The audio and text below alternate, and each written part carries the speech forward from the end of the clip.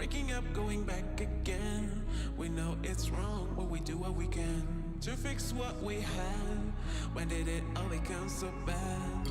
Is this love or something else? I just can't figure out myself. Maybe it's time for us to move on, but we can't let go, we can't be strong. Let me go.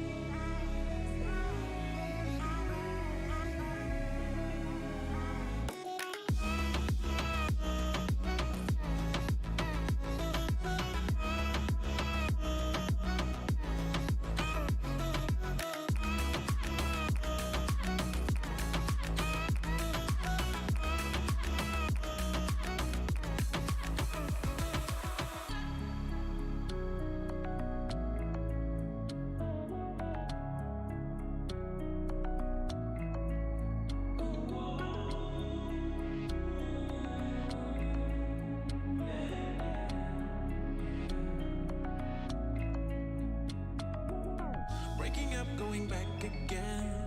We know it's wrong, but we do what we can to fix what we had. When did it all become so bad?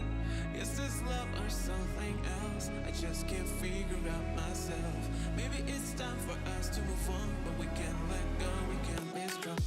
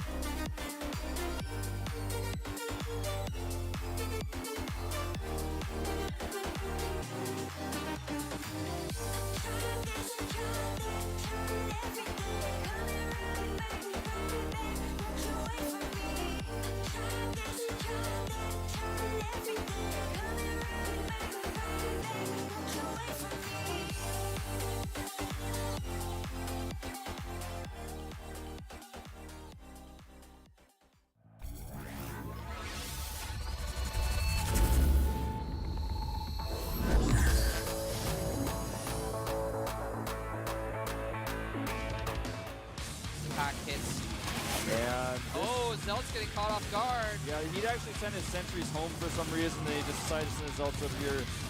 This is not smart. Just running up the middle. What are these infestors doing, They want to walk into a photon cannon and high Templar They're again. gonna cast down a bunch of He's gonna try and snipe the Nexus with Terrans. Yeah, but there are storms. So... Oh, but there's storms, so... Well, this game just changed really quickly. Wow. That was a huge 3 DTs coming in. Oh, can he target the Spire? Oh, he might if he sees it. Overseer morphs, but he's gonna be a little while. He's targeting the Queen. Or, I don't know what he's doing actually. He needs to focus. He should focus that Spire actually. Oh, a fungal, but there's the Storm Drop killing a ton of drones!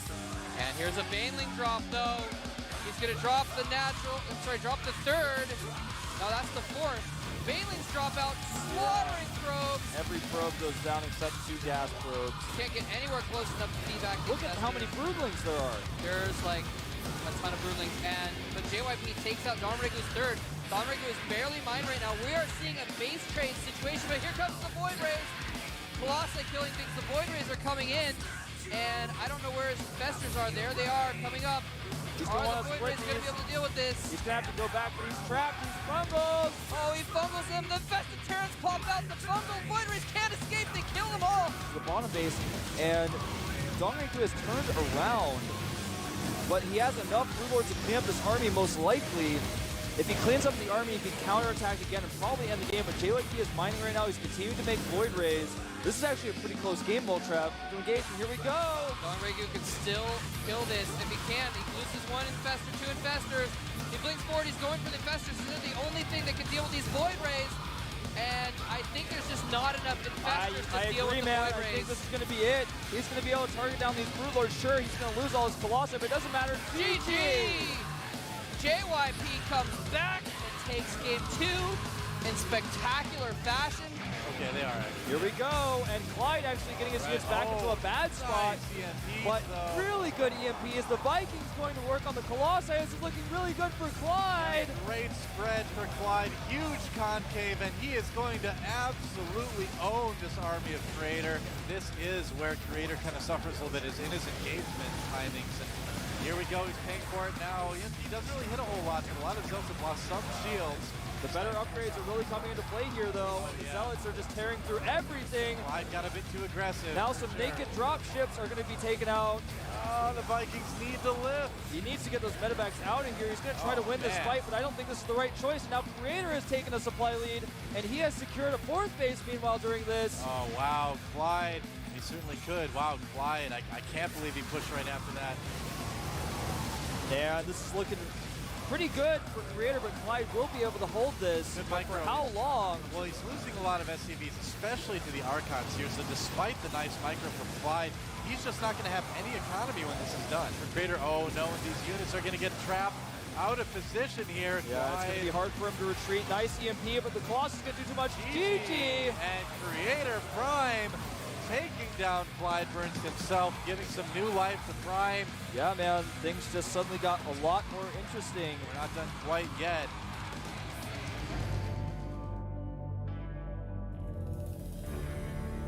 A lot of this game is going to be about his opponent trying to find him out of position, but here we go. Blue Flame Hellions against Marines and a Marauder. Stim.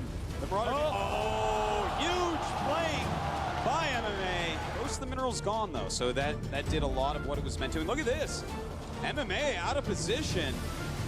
He's got to be careful though. MVP cannot be losing all these Hellions. He needs them to soak up damage and deal it to the Marines. MVP's units are way more cost efficient, but not if they're not Siege.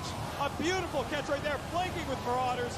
MVP way out of position. Oh my God. The tank count getting so drastically reduced here. The Vikings are landing, but there are more Marauders over there. Yeah, he's going to be counterattacking as well. He's got to be careful here. Oh my God, he's going to catch so many of these siege tanks. Beautiful spreads by MMA, taking them out. The money right now is, oh, never mind. GG. We have another win here for MMA. Oh my God, he's moving in. And Void Rays to attack the Vikings, end up attacking the Void Rays instead. Well, he's going to target down the Colossi, and he's doing that. He has a lot of Vikings this time, but the Colossi still doing a ton of damage to these units. So many Stalkers are right now. One Colossi left. All right. Oh my God!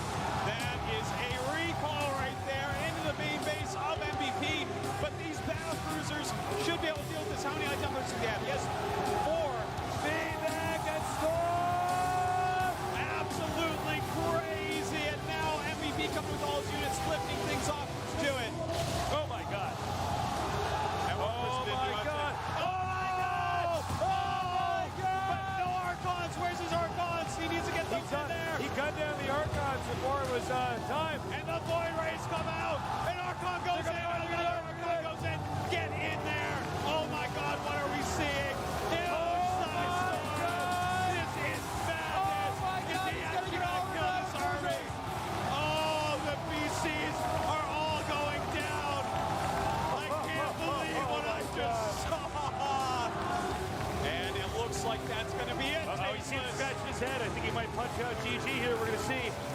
I bet you MVP's pretty surprised. GG. Oh my God. Insane. Oh my God. Holy my moly. God.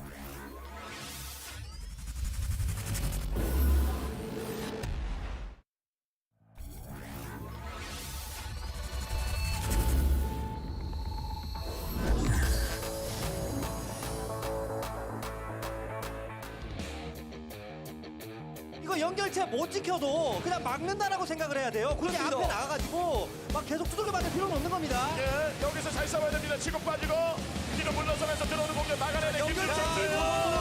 시간 왼쪽으로 내고 그냥 바이킹 찍었습니다. 알고 바이킹 있어요. 10개. 포지션 약간 어려워요. 싸우는데 집중까지. 컨트롤 좋아요. 조성주 조성주 녹여버리나요?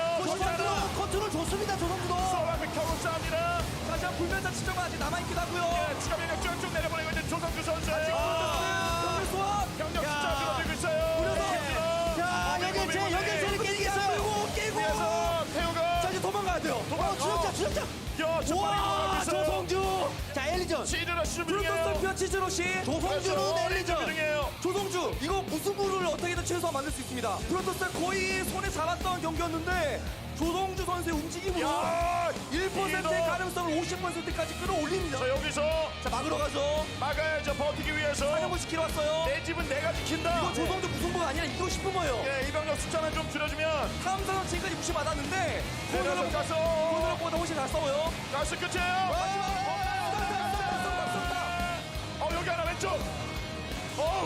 이거 하나. 이거. 자, 왼쪽 탑. 프로토스도 그렇다면 여기.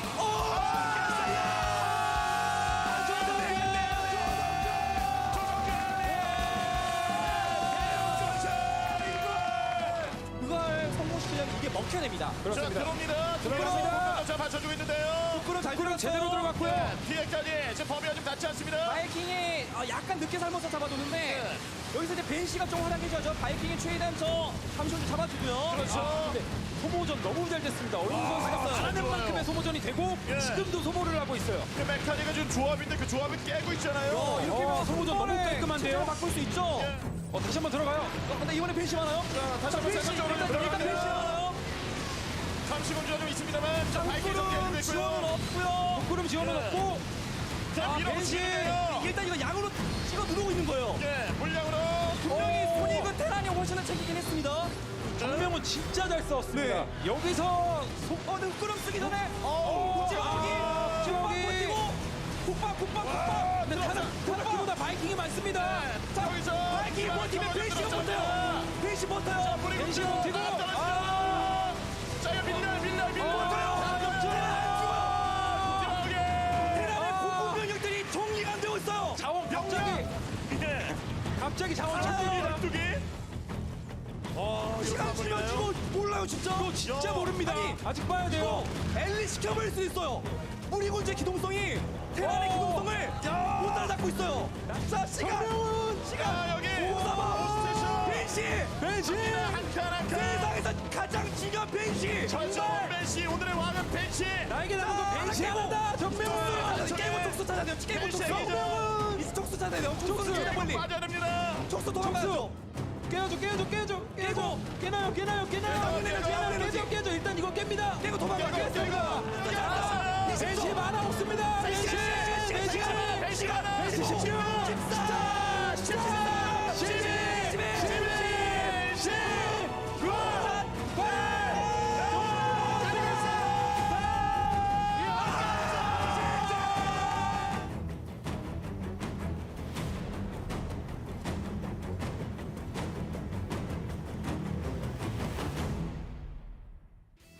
10장을 치면서 갈랐는데 어떻게 이득을 못 보나요? 그렇죠. 한 번 믿고. 예, 잡폭바퀴 아주 완전히 됐기 때문에. 지금 마지막에 넓은 곳에서 여기서. 뒤로 정명 뒤로 돌아갑니다. 잡아갑니다. 뒤를 치고. 자, 이 단전의 전투 역전. 역장 시간 내고 진짜 잘해요. 막히네 이번에. 편력 끊어먹어야죠. 200%로 잡아야 돼요. 아직까지 지금 원희사 선수가 불면차수 유지하면서 예. 한방 이거 미나요 원이사. 자, 원에서 공굴리기 되고 있고 물량을. 오, 점점 들어가고 한번 있어요. 더. 밀어 들어옵니다. 이번에 뒤로 전면. 역장 없고 불멸자, 불멸자 두 개 남았어요. 자, 한 개 잡히고 두 개 남았습니다. 소병이야. 자, 이멸자. 자, 버티나요. 자, 왼쪽으로 건드려라. 미친 컨트롤 나오네. 미친 컨트롤 나오네요. 그러면 이병렬 황금벨트 포기해야죠. 예, 여기. 자, 여기서. 자, 위에서 정치 이용해서 컨트롤러. 일본에 들어와요. 들어와요. 1번에 들어오네도 또 와요. 이게 공격 수적자다. 예, 25, 25피해. 내 추적자는 혼이 실렸다. 혼일자의 혼이 추적자에게 실렸습니다. 정면 나오네요. 자, 혼일치는 앞전면이 나오고 있습니다. 이거 진짜 말도 안 돼요. 말도 안 되는 건 확정이 없거든요. 그냥 9개 이거 막아야 되는 파티 7개. 아니 100대 200이었는데. 그렇죠. 야, 이곳에 선수 나갑니다. 지금까지 경기 중계하면서 확장 털리고 부하장로시 말인 프로토스가 컨트롤 극복한 적이 없었어요. 원희상 선수 앞엔 숫자일 뿐입니다. 잡는 너무 이거 거의 다 잡힌. 재미 보는데요. 예. 이거 잡혀도 사실 전투 순영함 찍을 거라서 이어지는 거죠. 선수 지키죠. 아직 나왔네요. 오래 살아남아요. 이영호 선수. 선수. 철옹성이 5시까지 먹기는 어려운 모자라서 장기전이 어렵다고 말씀드렸는데 끊기지 않는 이 미사일 포탑. 이럴 생각이 있었네요. 라고 생각을 해봤고 대신 자, 위에서 끌어버리고 싸우는 B2차 라인 있죠. 일단 한번 서로 규모 보자는 거죠. 여기서 한번 강 보기 들어갔는데요. 수현이 못 따라가는데요. 예, 피해. 전순이 이제 버텨주고 있고요. 저그만 인구수 확 줄었어요 지금. 예, 이제 기계가 노동자 필요 없는 점령한. 세상. 예. 테란 지금 자원 쌓이기 시작했어요. 자 이런 거 다 잡아먹어야죠. 잡아도 이게 안 캐논! 잡혀요. 아 근데 저울도 비싸게 소비되면 안 되거든요. 자, 이렇게 터트려도 인구수는 200 가까이. 테란 그대로 쭉 가나요?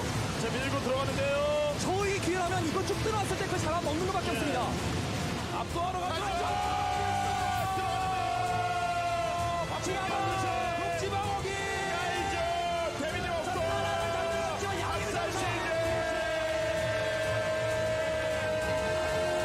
이건 적의 의지를 꺾은 거예요. 각하니게 부활입니다.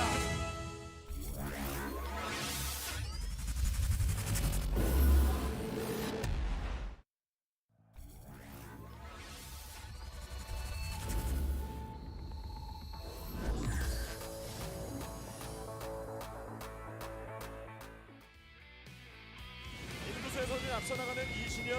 오선액도 잡혔어요. 자, 위로 들어가시다 멤버까지 코너의 확장 쪽의 데미지를 인터넷에게는 병력이 조금 모자라는가요? 테란이 정말 효율적인 교전으로 이득 챙긴 거죠. 이거 추가 병력은 수적자잖아요. 수적자를 생산하면 다른 가스 유닛이 안 나온다는 거거든요. 잠깐만 이렇게 끊어야죠. 끊어야죠. 폭풍이 일단 줘요. 네, 폭풍이 좀. 자 이시영 절대로 예방선 밖으로 나가면 안 돼요. 네, 이 거리 유지하면서 싸워야 됩니다. 네. 이거 지금 송병구에게 저로에게 왔습니다. 근데 이거 컵맵이다. 컵맵이다. 들어가서 들어가는데. 분명히 저것보다 풀 없거든요. 자, 위로 들어가서.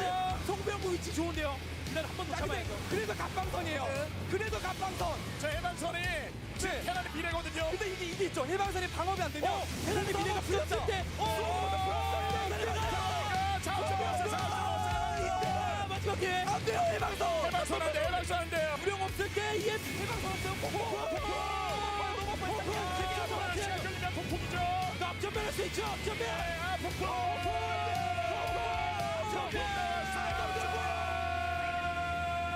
자,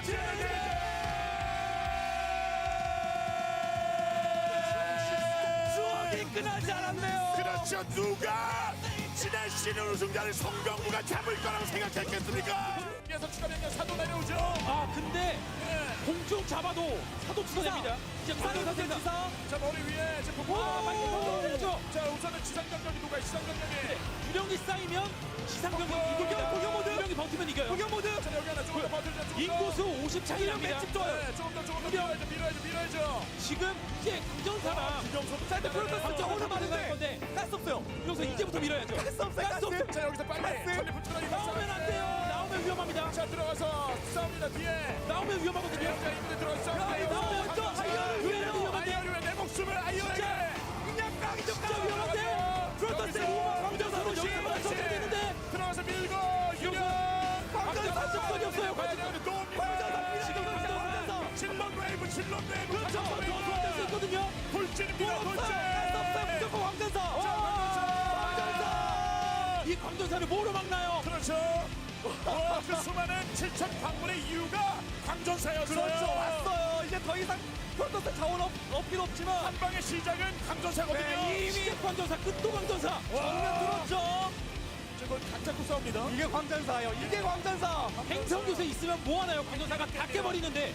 하면 왜 했냐는 거죠. 존재 이유의 그 자체 광전사. 불어 광전사. 야, 그렇죠. 335 광전사. 네. 확실히 긴장하고 있네요. 긴장보다는 확실하게 상황 읽고 있습니다. 프론토스 로만 광전사로 경기를 끝내고 승자로 올라가는 주성우 선수. 들어가고 있는 변현우 선수인데요. 상대는 확장을 준비하고 있습니다. 그런데 이거 정도 점막 깨는 거 만족 못해요. 맹독충 1.4 변현우가 진짜 원탑이거든요. 그렇죠. 욕심을 낼 수밖에 없는 게 여왕이 많기 때문에 전망만 파괴하고 빠져도 금방 복구되거든요. 연수 쪽으로 좀 들어가는데요. 이번에 맹독충이 이번에 여기서 여왕을 녹일 수 있는 거 말도 안 돼요.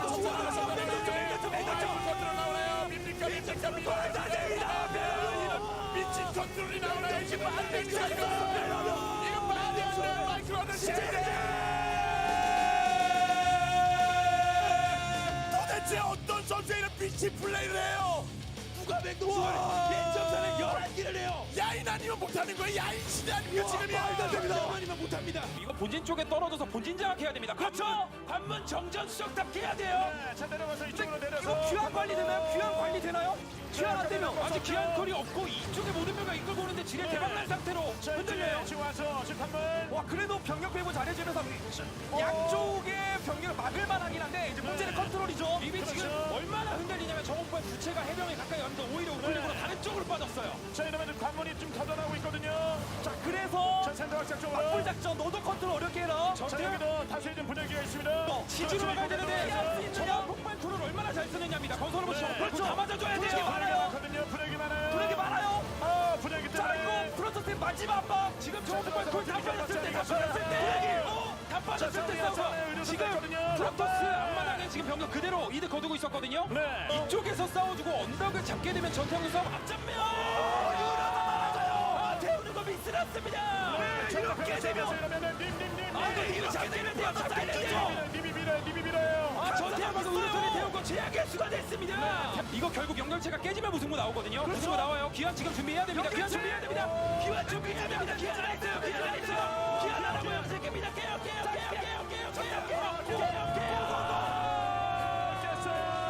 미안한데 우리 다시 하지 않을래. 가장 든든한 군송장입니다. 군송장 여기 하나가 이제 여기서 들어왔습니다. 들어. 아니 4강전에서 무승부가. 이번 시즌 무승부.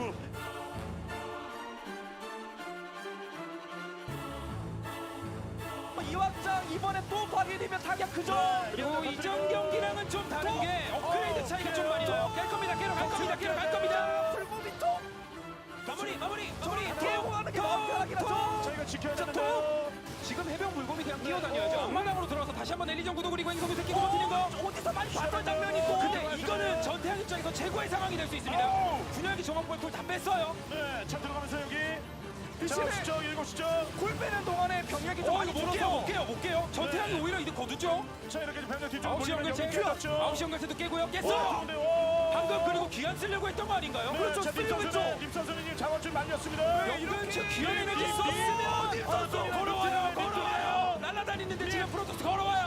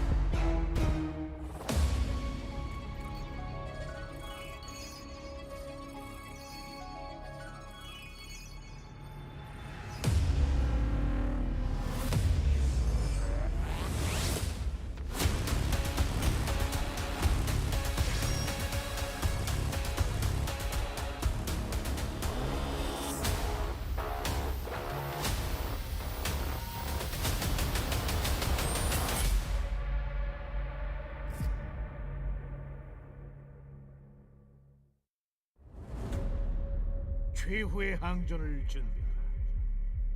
GSL 시즌 3 파이널.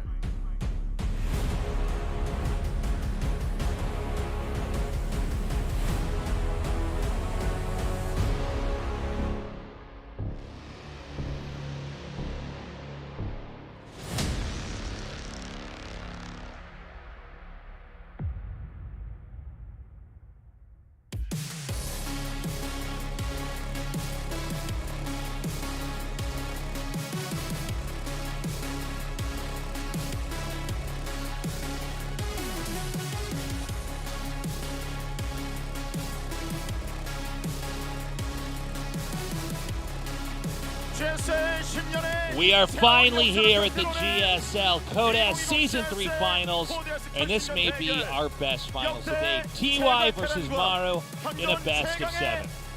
Already these two have fought in the GSL Finals, and honestly, it was one of the best we ever had. It went to game number 7, and tonight definitely could as well. I'm so excited. We're going to have a quick interview, hop into the games, and get this started. Go ahead, Andy. All right, we're going to have a brief interview with the two players, TY. 지금 조성주 선수는 이번 결승전 무대에서 Your opponent Maru 차지하게 되면 will try to achieve his 5th GSL victory to achieve the G5L, which has never been achieved by any other player in history. 1월에 조성주 선수의 재물이 되면서 우승을 차지하지 못했죠. And last time you were Maru's sacrifice and you couldn't win the finals. But TY, this is your year. And your opponent is Maru. How do you feel? 제가 사실 다른 테란이랑 했으면 무조건 Well, if I played against any other Terran players, I probably would have won. But Maru is in a different level. He is a special player, and this finals is going to be a formidable one. And I think it's going to be a neck-and-neck match for sure. Maru, you made it to finals, and your opponent is now TY. And TY is a very tricky player to play against. And looking at your current form, and TY has been doing really, really good this year. So what do you think? Well, I came here with a comfortable mind. I think I'm gonna win.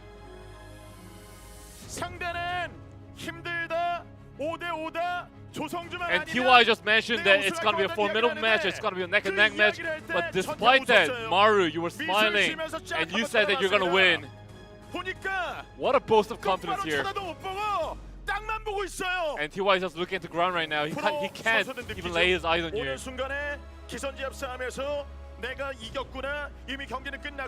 And Maru, so confident. It seems like the match is already over. And TY was the champion of the first season of this year. 해설자한테 지는 게 말이 안 된다. But I think it's impossible to lose to a caster. And Maru, yes, that is right. Maru, you're only a player, but in the other hand, TY has 2 jobs, right? So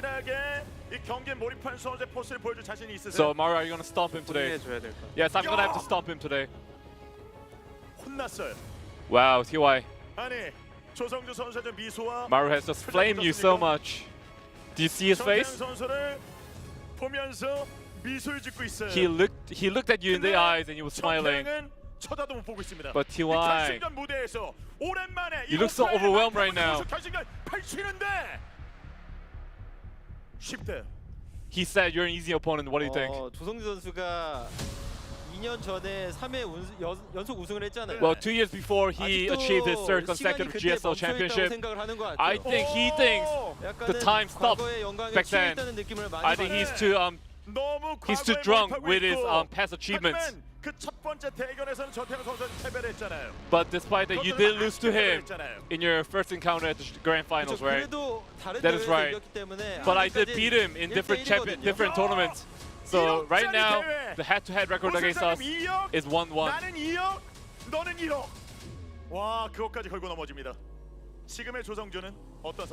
So Maru, what kind of player are you right now? 거의 나라 이루는 기분이었어요. 그래도 GSL에서 한번 Well, back then when I lost to him, you know, 최근 전적은 제가 이긴 I feel really devastated, but I did beat him in the next GSL Finals. 그냥 제가 우승할 것 같아요. But today, I think I'm just gonna win no matter what. Well, it's the best of 7 match today, Maru. What is your prediction for the score today? Is it gonna be 4-0? 그래도 패전을 제일 잘하는 사람이. Well, I mean, TY is very good at TVT, so I think I will yield one set to him. Just one set. 그래도 사람 중에는 가장 잘하는 사람이 전태양. So Maru, you just said that out of all the human players, TY is the best. 하지만 전태양은 사람. Maru is a god, but TY is a human. What do you think about that comment? 이건 제가 원래 할 말이었거든. 저는. Well, this was what I was gonna say. 게임도 안 줘가지고. So far, I haven't yielded a single set, so it's quite surprising to see Maru say this. I'm gonna try to show with outcome today. The best Terran and the strongest Terran colliding each other in today's GSL Finals. GSL 코데스 처음입니다. 과연 이 10년 역사의 주인공이 될 선수. Who will be the protagonist of the 10th year anniversary of GSL? We'll find out now. 가겠습니다.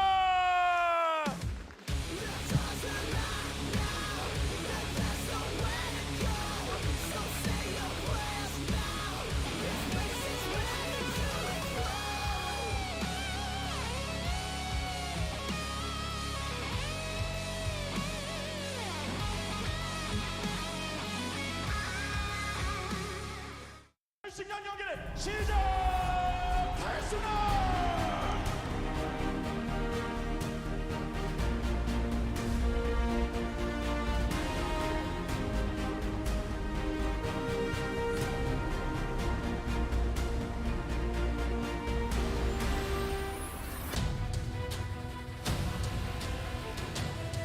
그마저도 깨집니다. 네, 이거 있거든요. 이것도 지뢰 이렇게. 시제 세 번째 세트 태글. 자, 여기서 공격 타이밍 좀 병력 많아요. 진짜요? 시제.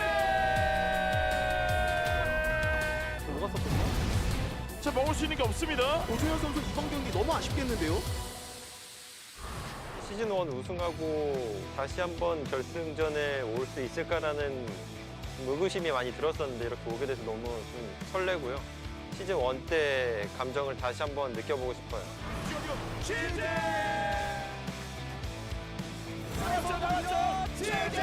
싸움이 너무 좋았습니다. 올해도 포기하지 않고 좀 열심히 해서 이렇게 꾸준히 성적을 내는 걸 보면 스스로에게 좀 대견하기도 하고 그동안 좀 자책도 많이 하고 스스로 모질게 대했던 게 많이 미안해지기도 하네요.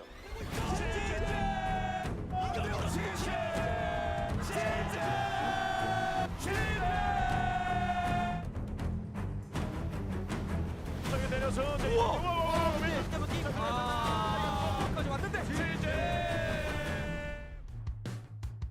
솔직히 이번 시즌도 좀 힘들겠다고 생각했는데 결승 무대에 올라와서 너무 좋은 것 같고 G5L이 눈앞에 있어서 더 좋은 것 같아요. 4연속 결승 매체 4연속 우승에 도전장을 내미는 조성주 대표 역사의 전설로 자리매김하는 조성주 선수는 4연속 우승이라는 대기록을 채웁니다. 솔직히 신경도 안 쓰고 있었고 전혀 몰랐던 사실인데 제가 잘해서 세운 기록들이라고 생각하고 앞으로 더 결승 많이 가고 싶고 또 더 많은 기록 세우고 싶습니다.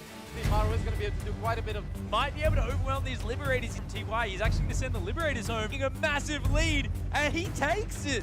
What a decisive game, number 7, and what an unfortunate turn of events.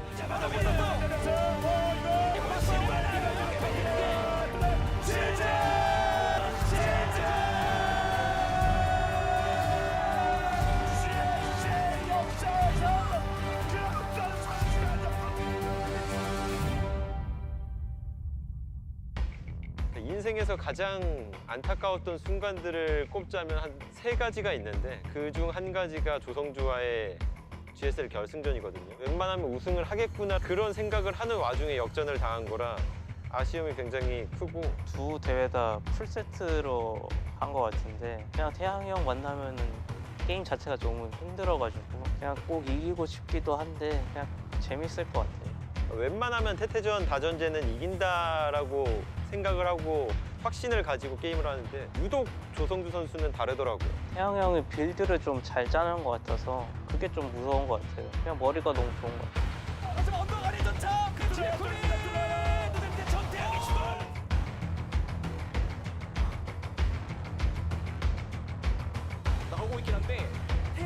초반에 그 정도까지는 아니었거든요. 몇 년 전에 GSL 결승전에서 만났을 때 내가 좀 아쉽게 졌는데 솔직히 내가 좀 방심을 했어. 근데 이번에는 방심 같은 거 없는 거 알지? 2년 만에 결승에서 보는 것 같은데 태양 형 보면 설레네요. 재밌을 것 같아가지고. 내가 까다로워하는 토스 조성우를 떨궈줘서 고맙고 조성우와의 경기에서 나한테 토스전에 대한 해답을 보여줘서 너무 고맙고 세 번째 고마울 건 너가 나한테 우승 트로피를 준다는 거. 저는 고마운 게 없네요, 태양이 형. 저는 대엽이 형을 원했어요. 형수 너가 준우승을 했을 때 그 판넬을 들고 있을 때 그 슬픔을 몰라서 좀 많이 아쉬워. 그래야 조금 더 사람이 성장을 하고 두려움이 생기고 조금 더 인간적인 모습이 있는데 넌 아직까지 그런 모습들이 없는 것 같더라고. WSG에서 한번 느껴봤기 때문에 그 기분을 다시 느끼고 싶지 않고 그때 돈도 많이 잃어가지고 이번에는 제가 우승하겠습니다. G5에 대한 기대감이 크고 그걸 갖고 싶겠지만 그 5회 우승이란 게 꼭 게임을 잘해서 가져갈 수 있는 건 아니야. 그 5회 우승을 앞두고 있는 저주 같은 게 있거든. 해설하시면서 이렇게 결승 2번 온 것도 잘한 거니까 이제 준우승 하시고 윤수혁 따라 군대 가셔야 될 것 같아요.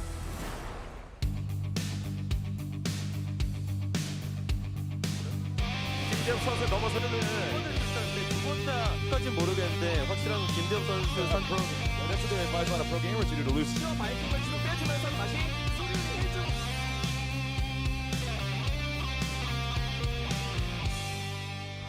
다시 한번 결승전에 올라온 만큼 이 기회를 살리고 싶고 더군다나 10주년의 마지막 시즌이잖아요.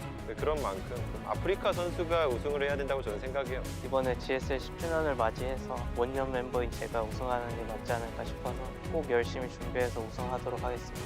제가 이번 연도 해설과 GSL 경기 선수를 병행하면서 굉장히 고민도 많고 어떻게 해야 둘 다 잘할 수 있을까라는 고민을 굉장히 많이 했던 것 같아요. 그만큼 증명하고 싶었고 2020년 스타트하면 전태양이 생각나는 그 정도의 업적들을 꼭 남길 수 있도록 최선을 다해서 준비하겠습니다. 어깨 부상 때문에 마음고생도 많았고 이게 오랜만에 결승이기도 하고 G5L이 눈앞에 있기 때문에 이걸 놓칠 수가 없다고 생각해요. 이런 기회가 또 올 것 같지도 않고 그냥 이번에 GSL 우승해서 꼭 타겠습니다. G5.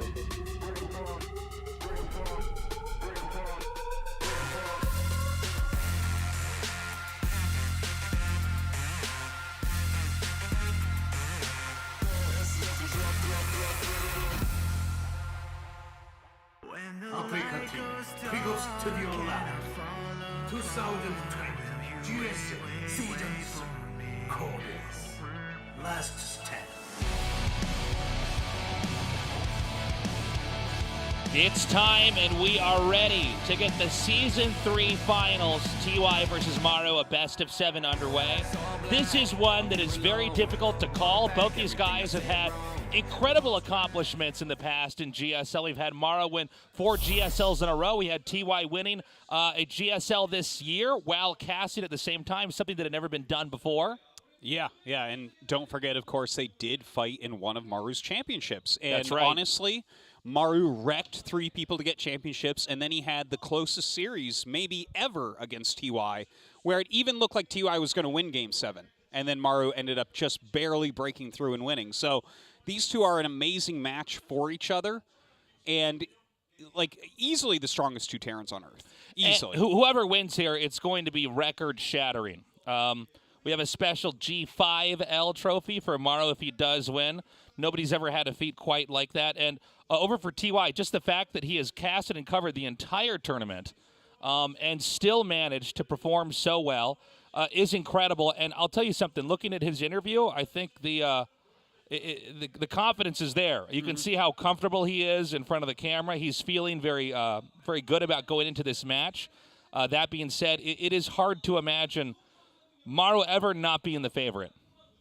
It can be hard to imagine that for sure, but I think I can start to imagine it a little bit tonight. While Maru is a player really with no weaknesses, he's a player where you just look at him and you're like, oh yeah, no, he's who you measure yourself up against for everything. Yeah. But specifically in Terran versus Terran, I think TY is the only one that actually scares him. You saw, he was actually saying, hey, I wanted to play against Stats, the best Protoss in the world. What Terran player wants to play against the best Protoss in the world in the GSL Finals? Nobody. Only Maru. It does seem like TY is quite a chess player, and that if you both have the same pieces on the board, he does seem to know very often, even against Maru, how to tactically engage certain situations, how to strategically get ahead. It is funny to think of Maru ever not wanting to face off against another Terran player. In this case, you're right. He said he wanted to face off against Stats, who's historically the best defensive player we've ever had, and Maru oftentimes wins by his multitasking, by breaking defenses. So that does say something about the mindset of Maru going into this, that TY was not his top pick. And look at the other side here for TY. TY said, you know what? I'm so glad you got rid of Trap for me. I'd much rather play you, the strongest GSL champion ever. Yes. Like, what does... Right? This shows exactly where they're at. Maru knows that TY is probably the only person on Earth that can stop him.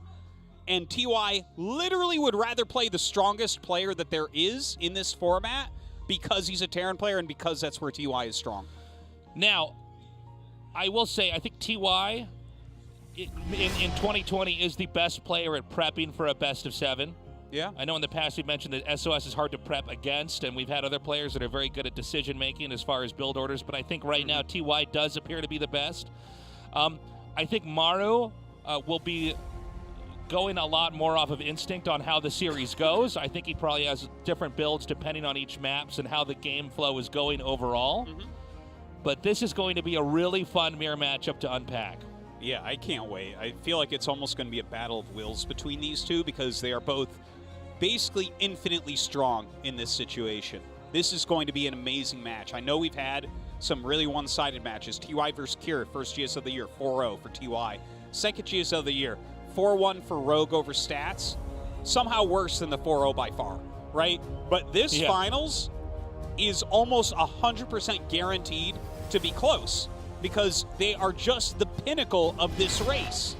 There is nothing uneven about this whatsoever. And let's think about the matchup itself, Terran versus Terran, which is a pretty crazy matchup in general. There's so much positional play, but it's much more fluid and flexible than a StarCraft 1 TVT.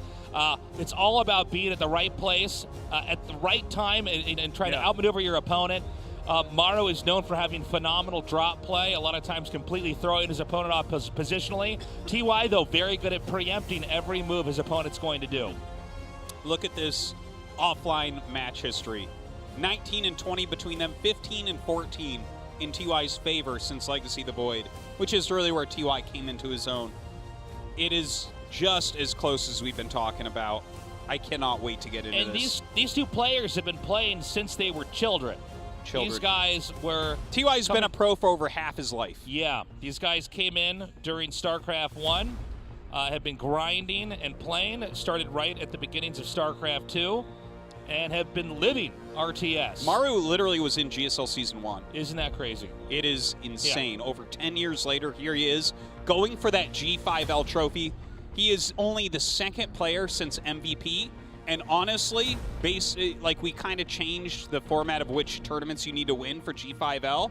So Maru's is actually even more impressive than what MVP did. That's right. As much as I love MVP in his memory, what Maru might do here tonight is the ultimate record. Completely different universe here. StarCraft 2 way more competitive than it ever was back then. People were still trying to understand exactly how the game itself operates. MVP was able to come out on top. Now we have a very cemented understanding of the ins and outs of StarCraft 2. And Maru right now seems to be, I guess we're going to find out today if he is the very best in the entire world at all of that. But TY stands in his way. TY started to dominate a little bit later on. Obviously, he was always a great player, but really started to crush more recently. And he has no plans on stopping. No, certainly not. This is not. a best of 7. We're going to start on Eternal Empire, then Ice and Chrome. Submarine, Death Aura, Golden Wall, Pillars of Gold, and Everdream for Map 7. Our game is now loading up. This is a battle to become the champion of the GSL Code S Season 3. TY versus Maru. Our game's loaded up. Let's go. 영광의 전투가 펼쳐진다. GSL을 위하여.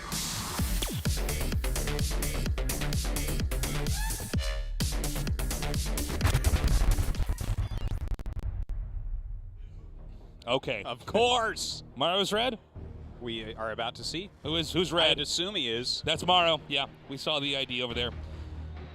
So immediately with 2 SCVs sent out onto the map. Now, Maru, in the era of his dominance, of the GSL Code S combo victories, of winning multiple tournaments in a row, he was known to be putting proxies out on the map more often than keeping them in his base. Now, in 2020, he's actually dialed that back quite a bit. So this is really cool to see him open with this because this is, you know, especially in a best of 7, game 1 is so important because you're laying a lot of the groundwork for what your opponent can study and learn from as the best of 7 unfolds. Absolutely. Like, for his 4 GSL victories, the first 3 were very heavily proxy-based, very aggressive, and the 4th one was the opposite of that, so kind of crazy. By the way, we do have a crowd here today. It is only 30 people. That's right. But this is the first time this year, so it's kind of exciting. I'm very excited. Welcome those of you who could come to the studio. We have a very small, socially distant crowd here. Yep. And our studio holds hundreds of people, so we got some spacing in here and everything else. Is this going to get scouted? I think it is. Yeah, it looks like TY is going to end up finding it. He's going to know exactly what this is. Now, to mention, this okay, he cancels immediately. Beautifully done. This double barracks proxy Reaper was absolutely dominant for a little bit in TVT. Guess who figured out how to stop it tasteless? Who Artosis? TY figured out how to stop it tasteless. So I think he's going to be able to do that here. I mean, he scouted it reasonably quickly. He has an SCV with that first Reaper. Very important to have that little bit of extra damage to throw on top. Double bunkers going up. Now, the fact that this was spotted and the defense is up, this is all the necessary defense, too. The bunker near the ramp entrance and then one bunker close to the high ground. I don't know that Maru's going to be able to get much done with this.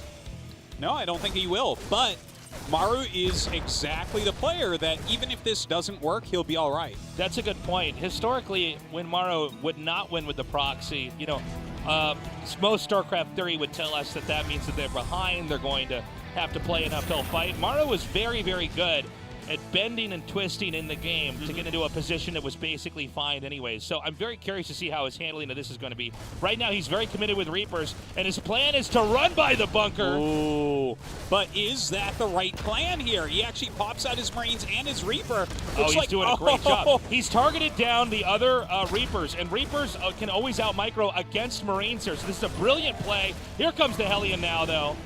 Oh, he's down to just 2 Reapers here, and they are badly hurt. Beautiful micro here from Maru as well. His grenade's doing a great job also.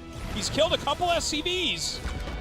Yeah, and it looks like this is... I didn't think he was going to get that last one. No, me either. Great job here. Now 3 SCVs have been killed, and that was absolutely as much damage as he was ever going to get out of that rush. Great control on both sides. I gotta say, that was strong. That was greatly done by Maru, going past the bunker, diving in for that damage. He is going for his command center here quite a bit quicker than TY, although TY does have a bit more tech up right away. So 1 barracks, and this is all par for the course, 1 barracks will come in here and do some scouting to get some confirmation and an idea of exactly what's going to be coming here from TY. On the other side of the map, we have Maru, who's going to be reacting. He's getting a command center of his own. Oh, triple command, in fact. So Maru being as greedy as he really can right now. And let's see how well this works. That should allow a possible attack window here from TY to try to get in there and do some damage of his own. You know, if you're going 3 command centers, your opponent's going 2. Well, then there's going to be additional resources for TY, the 2 command center player, to try to do some kind of attack. But if it doesn't do very much damage, then I would have to say that Maru's actually going to be in great shape. Well, you know, we'll see what this Banshee ends up doing. He does start Cloak as the barracks comes back in, but goes ahead, cancels all of that. We'll see where he goes from there. Looks like a Raven going to be the weapon of choice. But Maru's just sitting back very defensively, making some Cyclones, which is a normal follow-up to Proxy 2 Rax Reaper, and going for his 3 command center play. I don't honestly see TY getting any damage done. Yeah, I think he's pretty safe here. Yeah. Cyclone Raven is pretty much a fix-all for most anything that Terran could try to throw at you early on. Pretty much. Granted, the Cyclone doesn't extend itself into much utility later on. I think if you're going for 3 command center, this is exactly the way that you want to approach it. There's Ravens being made now for TY as well. Yeah, both sides focusing on that. We are going to have TY's third command finish pretty quickly here, but Maru just had a little bit of an edge on both of those, whereas the tech edge went slightly to TY, but if he doesn't find anything to do with the Banshee, does that matter at all, right? Don't we just have to give a slight edge in this game right now to Maru if that Banshee doesn't do anything? I would agree, unless the Banshee happens to do a bunch of damage later on. I don't know that it will, but it could. But yes, for now, Maru seems to be pretty safe, but I would say that this is not a game where one player has a very strong lead, you know, and I think the decision-making from TY is what we're going to want to watch for next here. Well, TY looks like he's going to be going into mech. He has a second factory going up. He's going reactored Vikings at the moment. And after Maru scanned that, he's going ahead and upgrading his Cyclones and getting a second factory as well. So whether they're both going to go mech or Maru's just trying to get a head start. Nope, Maru throws out another factory as well. So this might actually end up being mech versus mech, which is something we don't see from Maru as often, which you would think that TY is a little bit better at. In fact, most games we tend to have bio and tank going up against each other. Occasionally one player going mech while the other player goes bio, but this is going to be the least common of them all. Actually, Tasteless, as you say that, Two double eBays. eBay from TY, so this could be a little bit of a mind game in there. He might just want to get extra tanks out. I'm not exactly sure, but he's going into it. I think that's what it is. I think he wants to get some extra tanks out and then go into bio here. He'll have enough tanks out to answer any kind of mech pressure, and then he'll have the fluidity to try to move around on the map here. Yeah, that could be. We don't see him actually utilizing the factors. I wonder if there's some chance that he actually canceled one of them that we didn't notice. We'll see if he starts producing them 2 at a time. It could have just been such a mind game that he's like, hey, look, I'm going mech, and then suddenly surprised him, because he is powering hard right now. Yeah, this is going to go back and do a bio game 100%. But I think that actually throwing down the second factory, let's say he does cancel, it's not a bad idea. By the way, we have confirmation Maru is going to go for that. The double armory over here. And the Cyclones, which they're not that effective. Now, they don't scale all that well, but if you're going for like a battle mech type composition, they definitely still have some use there. The question, though, is can you really do that effectively? He scans now, by the way, and sees. Can you effectively do that against bio play? It seems like a battle mech play might be a handy way to play against a guy who's also going mech, so you can come in there and pick off some of their mechanical units. When they don't have enough that, you have to respect it. Well, this game is getting really interesting. Maru just figured out that TY is in fact not going mech, but is going to factory siege tank. Now, how is Maru going to change his play because of that? It's hard to say. He's actually adding a couple barracks on right now. Why is he making 2 barracks right now? So we're going to end up with one of these weird, like a half-half almost, where he's got a bunch of factories, but now he's adding barracks in here. Stim. And he's getting stim, which is also a commitment. He's getting 5 barracks now. Oh my god. So he's going to go, I don't think we've casted this. I've never seen anything like this. So I think I get the idea is he wants to throw a lot of mech, try to take a lot of fights, and then behind that go bio. But this would be bio with inferior upgrades here. Yeah. But again, it would be an incredibly unexpected move. Incredibly unexpected. You're very right about that. Now look at this, Maru coming in right now, locking on to that tank. He'll knock down in a matter of seconds. Oh, the SCV's getting stuck on the Hellions. A misclick there from TY, losing a bunch of his economy. The Hellions now continuing to come in here, but for now, TY is going to ignore most of this attack. He still has a large push coming up here through the top. And again, you're looking at a game like this from TY, you're not asking yourself the question, is he getting stim right now? So the surprise is still incoming, but for now it's going to be up for Maru to defend whatever TY is going to do. TY scans there, decides it's not worth it, and backs off. A 3 Viking harassment here. 2 going to the natural, 1 to the main. Look at this, TY trying to hit multiple locations at once. A bunch of Maru's units coming back, but that might open up an attack path for that 3rd base. I love the Viking landing here, but Viking also gets to see the multiple barracks coming down here. Oh my god, this is an right. inadvertent scout. This was really just intended to try to keep control of the movement on the map, but seeing these reactors come up clearly signals that this is a switch into bio. The secret is out of the bag now. These two have tried to trick each other so many times at this point. We're getting into an area that honestly, I don't think we've ever had a game like this in GSL where they're both kind of jumping around between mech and bio this much. Yeah, I have no idea how this is really going to end up looking, but it feels TY favored, right? He's got that lead on upgrades that you mentioned. There have been so many bluffs in this game. It's funny because one side bluffed mech, and then the other side tried to hide bio, as they're both going to now have gone into mech briefly or made it look like that, and then flip back into what they think is going to be stronger in this game. Yeah, I totally agree with what you said, though, Artos. This would seem like a game where TY would organically outpace Maru as far as upgrades, as far as the units that they want to get. In this case, the bio units. TY will have much more Marine Marauder.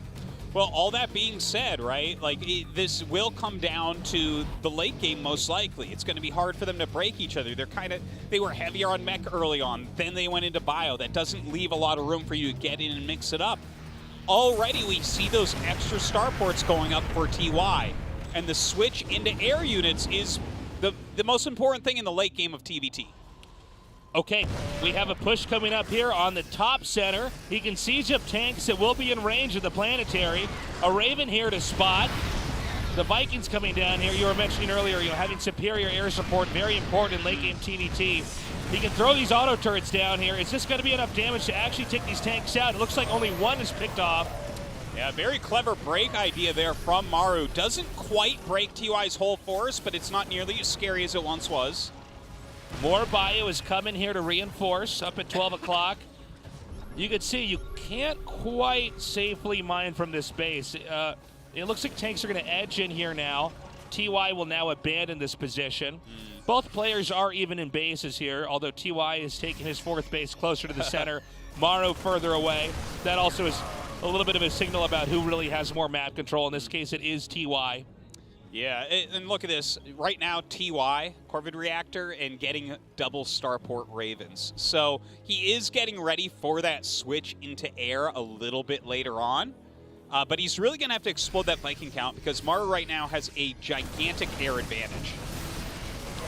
Okay, not an area that TY will be able to attack into safely here. We can really see, by the way, the infantry count is filled in here.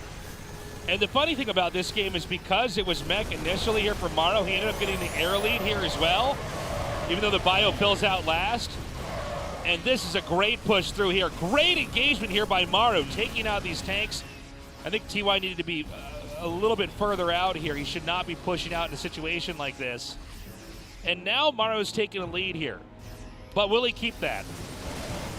Yeah, it's hard to say. TY still just kind of running in and out as he can, picking off what he can. Of course, he made a bunch of Marauders early on, thinking that he was just going to be playing against mech. Not so useful against the bio units that are with those tanks as well.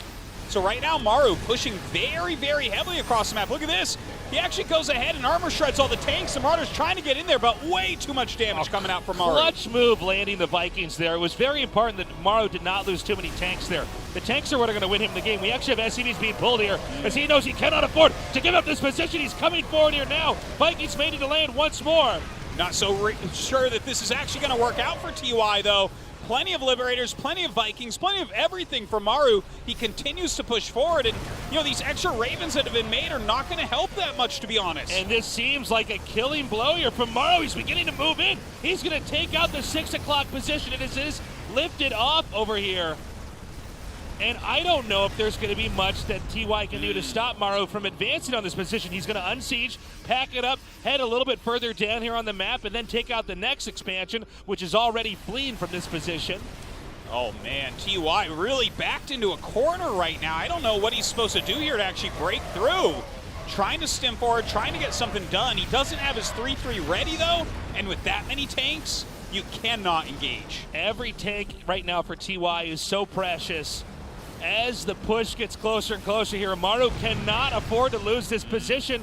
Otherwise, I don't think he can fund himself through the rest of this game, and will have to go to game 2. Armor shred wears off. Siege tanks inch in even further. This is it. Can TY hang on?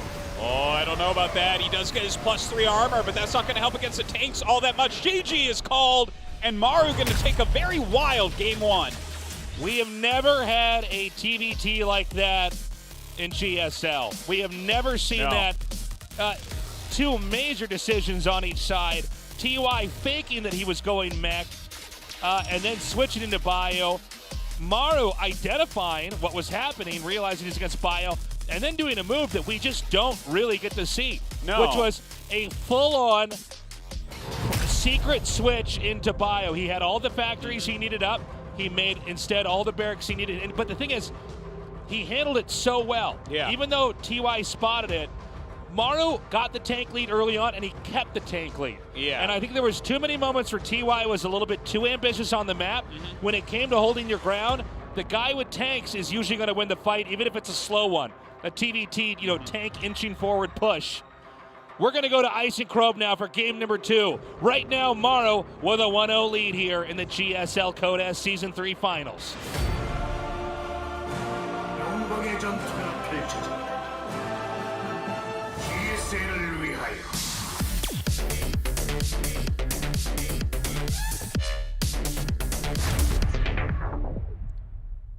전투 지원이 들어왔다. 함께일 때 우린 더욱 강하다.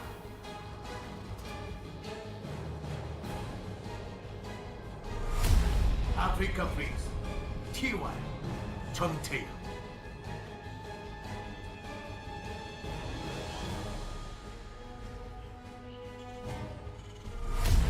지니어 그리스 마루 조성주. Something that's very easy to forget is that Maru actually went for proxy racks in that game. Yeah, that is easy. There was to so forget. much that happened at the end. It's easy to forget that was a Very deflected rush early on there from him. I want to talk about those strategies if I could for a minute here, Yes, Tasteless, please. because I've been kind of racking my brain in these few quiet moments, and the game I feel like was full of moves. If you know chess notation, where there's like an exclamation point and a question mark next to them, right? It's like, is this brilliant? It's hard to say. I think actually Maru's switch back into bio, even though he had later upgrades, actually was really smart, because what TY's opening was, if he goes directly into bio, you have to be pretty defensive with your mech, right? But because he kind of started out pretending to go mech and then into bio, it slowed the game down, which allowed Maru to actually get a critical mass of tanks and Vikings, which gave him just a better overall army, so that even though he was a little bit behind in upgrades, it didn't really matter that much. He was able to get into that set of tech and have the better high-tech army. Also, the fact that Maru was, in some ways, forced into going for the Cyclones early on because he scouted the what he thought was going to be mech play, which, of course, it looks like it when you see more factories being made. I think he made good usage of those units that were not actually going to be that helpful initially. Going Cyclones is not a good thing to do against bio tank. Unless the bio tank's in really low numbers. But I think he made it work with what he had. And I think from there, TY did not. And look, I don't know exactly how you're supposed to handle that as Terry when you suddenly discover a full-on bio switch from mech. Well, it made it very hard because he's running around with Marine Marauder and a few tanks, and he's playing against someone who went mech into just Marines. Yeah. So suddenly his hit-and-run tactics don't work because the Marines buffer too much for the tanks. Whereas if you have Hellion Cyclone in front, you're going to get more value out of your army that TY had. So really a fascinating game. Yeah, it was a game where they were both countering each other so much. It was really wild to see. Okay, so here come the 3 Reapers now here from Maru. They're already going to get a kill here on an SCV and maybe one more. Yeah, TY opening this game with a much more tech-heavy play. A couple gases right off the bat, going up in tech a lot quicker before getting his command center, but Maru just keeping the pressure on here with these Reapers, doing a good job. Yeah, actually going to kill the SCV that's making the command center. Pretty annoying there. And he's not finished. He could actually kill this Hellion if it doesn't run away in time. And even just delaying that command center a little bit, don't forget, I mean, the Reapers are the units that scale the least in this matchup. They become utter trash very shortly from now. So the fact that he's able to get in there and slow him down when he already slowed himself down with this tech opener, that is some good stuff from Maru. Yeah, well, the Reapers are good because you can scout, you can control the game, but absolutely, Artosis, if you can kill off additional stray units, especially stuff like SCVs or even Hellions, you're getting a lot of value out of them. Right now, Maru just looking absolutely on top of the world, going straight into a stim upgrade here, so we are going to see bio. Who knows what the switches will be later on. TY, on the other hand, remaining a little bit more tech-heavy, right? He's got his cloak upgrade coming for the Banshees, making some Hellions still. It looks like he will deny that Reaper from getting back in. Yeah, the Reaper does not get any scouting off at all here. On Maru's side of the map, we have that third command center coming down. And there are some similar ideas at play here in this game, but let's see what exactly is going to happen with the units moving out on the map here, because these Cyclones have actually bypassed the defense over here at Maru, but they also can't get out of here now. So I don't know if this is actually a bit of a mistake here, as you're not getting really any value out of this at all right now. This was a bit of an overextension. I don't think it was even intentional by Maru, by the way. It seemed like he was out looking for something. And then they slipped in and got stuck inside the natural. Well, if your opponent is focusing more heavily on the bio, I guess trying to utilize the Cyclones isn't the worst thing in the world. They're either going to do that or sit in your base waiting to try to defend things. Yeah, exactly. But, I mean, you're right. TY doesn't really get that much use out of them right there. We have the two ABs coming down now for Maru. So Maru opening this game up with bio. I think it will not be some weird switch later on here. There was a lot of odd circumstances that allowed us to have the game we had back there. Here comes TY's Banshee moving in now and just killing a great number of SCVs. Yeah, really not bad right there. He's going to get out of that cloak radius. Second one at the natural. Those SCV kills starting to build up a little bit. Oh, he gets that one out too. Me?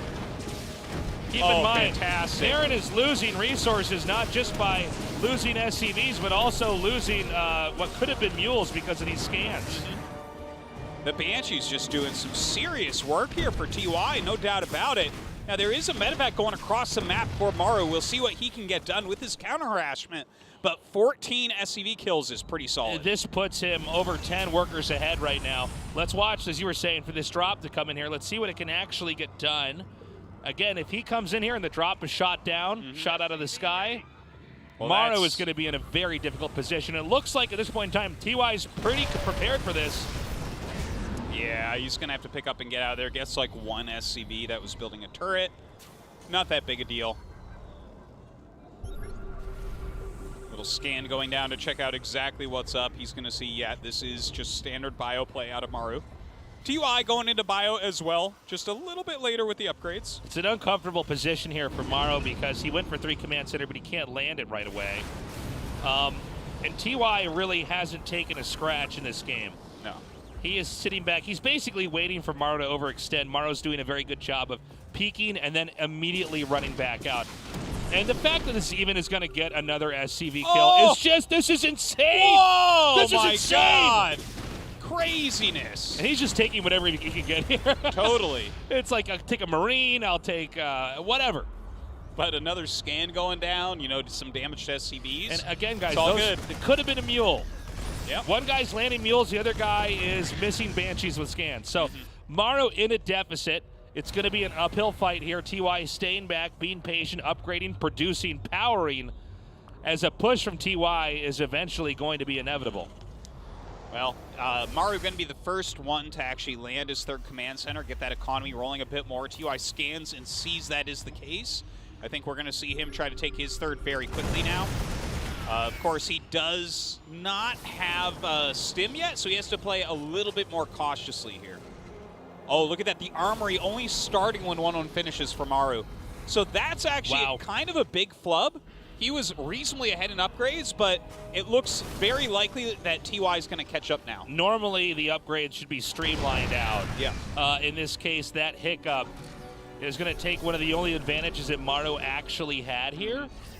And yeah, having windows of being up 2 upgrades is gigantic in StarCraft 2, especially as long as this one was, right? This was like maybe going to be a 45-second advantage, but as long as TY has an armory already, they're going to basically be lined up now for the rest of the game. Oh no, he just starts his. No worries. Hold up. He retains the advantage. Push coming up here. And I don't think this is a position that Maru can breach. I don't blame him for looking for any kind of damage. But so far, it's not happening. Instead, TY is going to move now through the center left.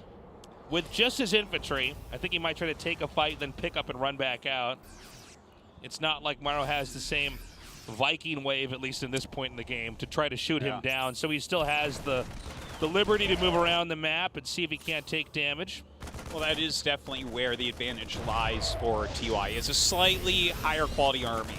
He's got the 6 Vikings, he's got the Raven, slight siege tank lead. That stuff definitely can pay off over time, but you have to be careful, right? If you mess up at all with your army at this point, it can switch into Maru's favor very, very quickly. Once more, Maru now pushing back across the map. TY continuing to keep his lead by taking a 4th, and this may be a moment TY decides he should try to push out on the map. He will end up meeting some of the infantry here for Maru, but I think this is obviously a position Maru has to flee from. Now, does TY try to advance further, or does he back up? You know, TVT is about positioning, and a lot of times when you get scouted, you need to mix it up or turn around or pick up or go somewhere else or do the ultimate bluff and keep going the direction you the ultimate bluff. Yeah, of just ignoring it entirely. But he's going to try to close in here, and this is going to squeeze Maru pretty badly if he can get in here.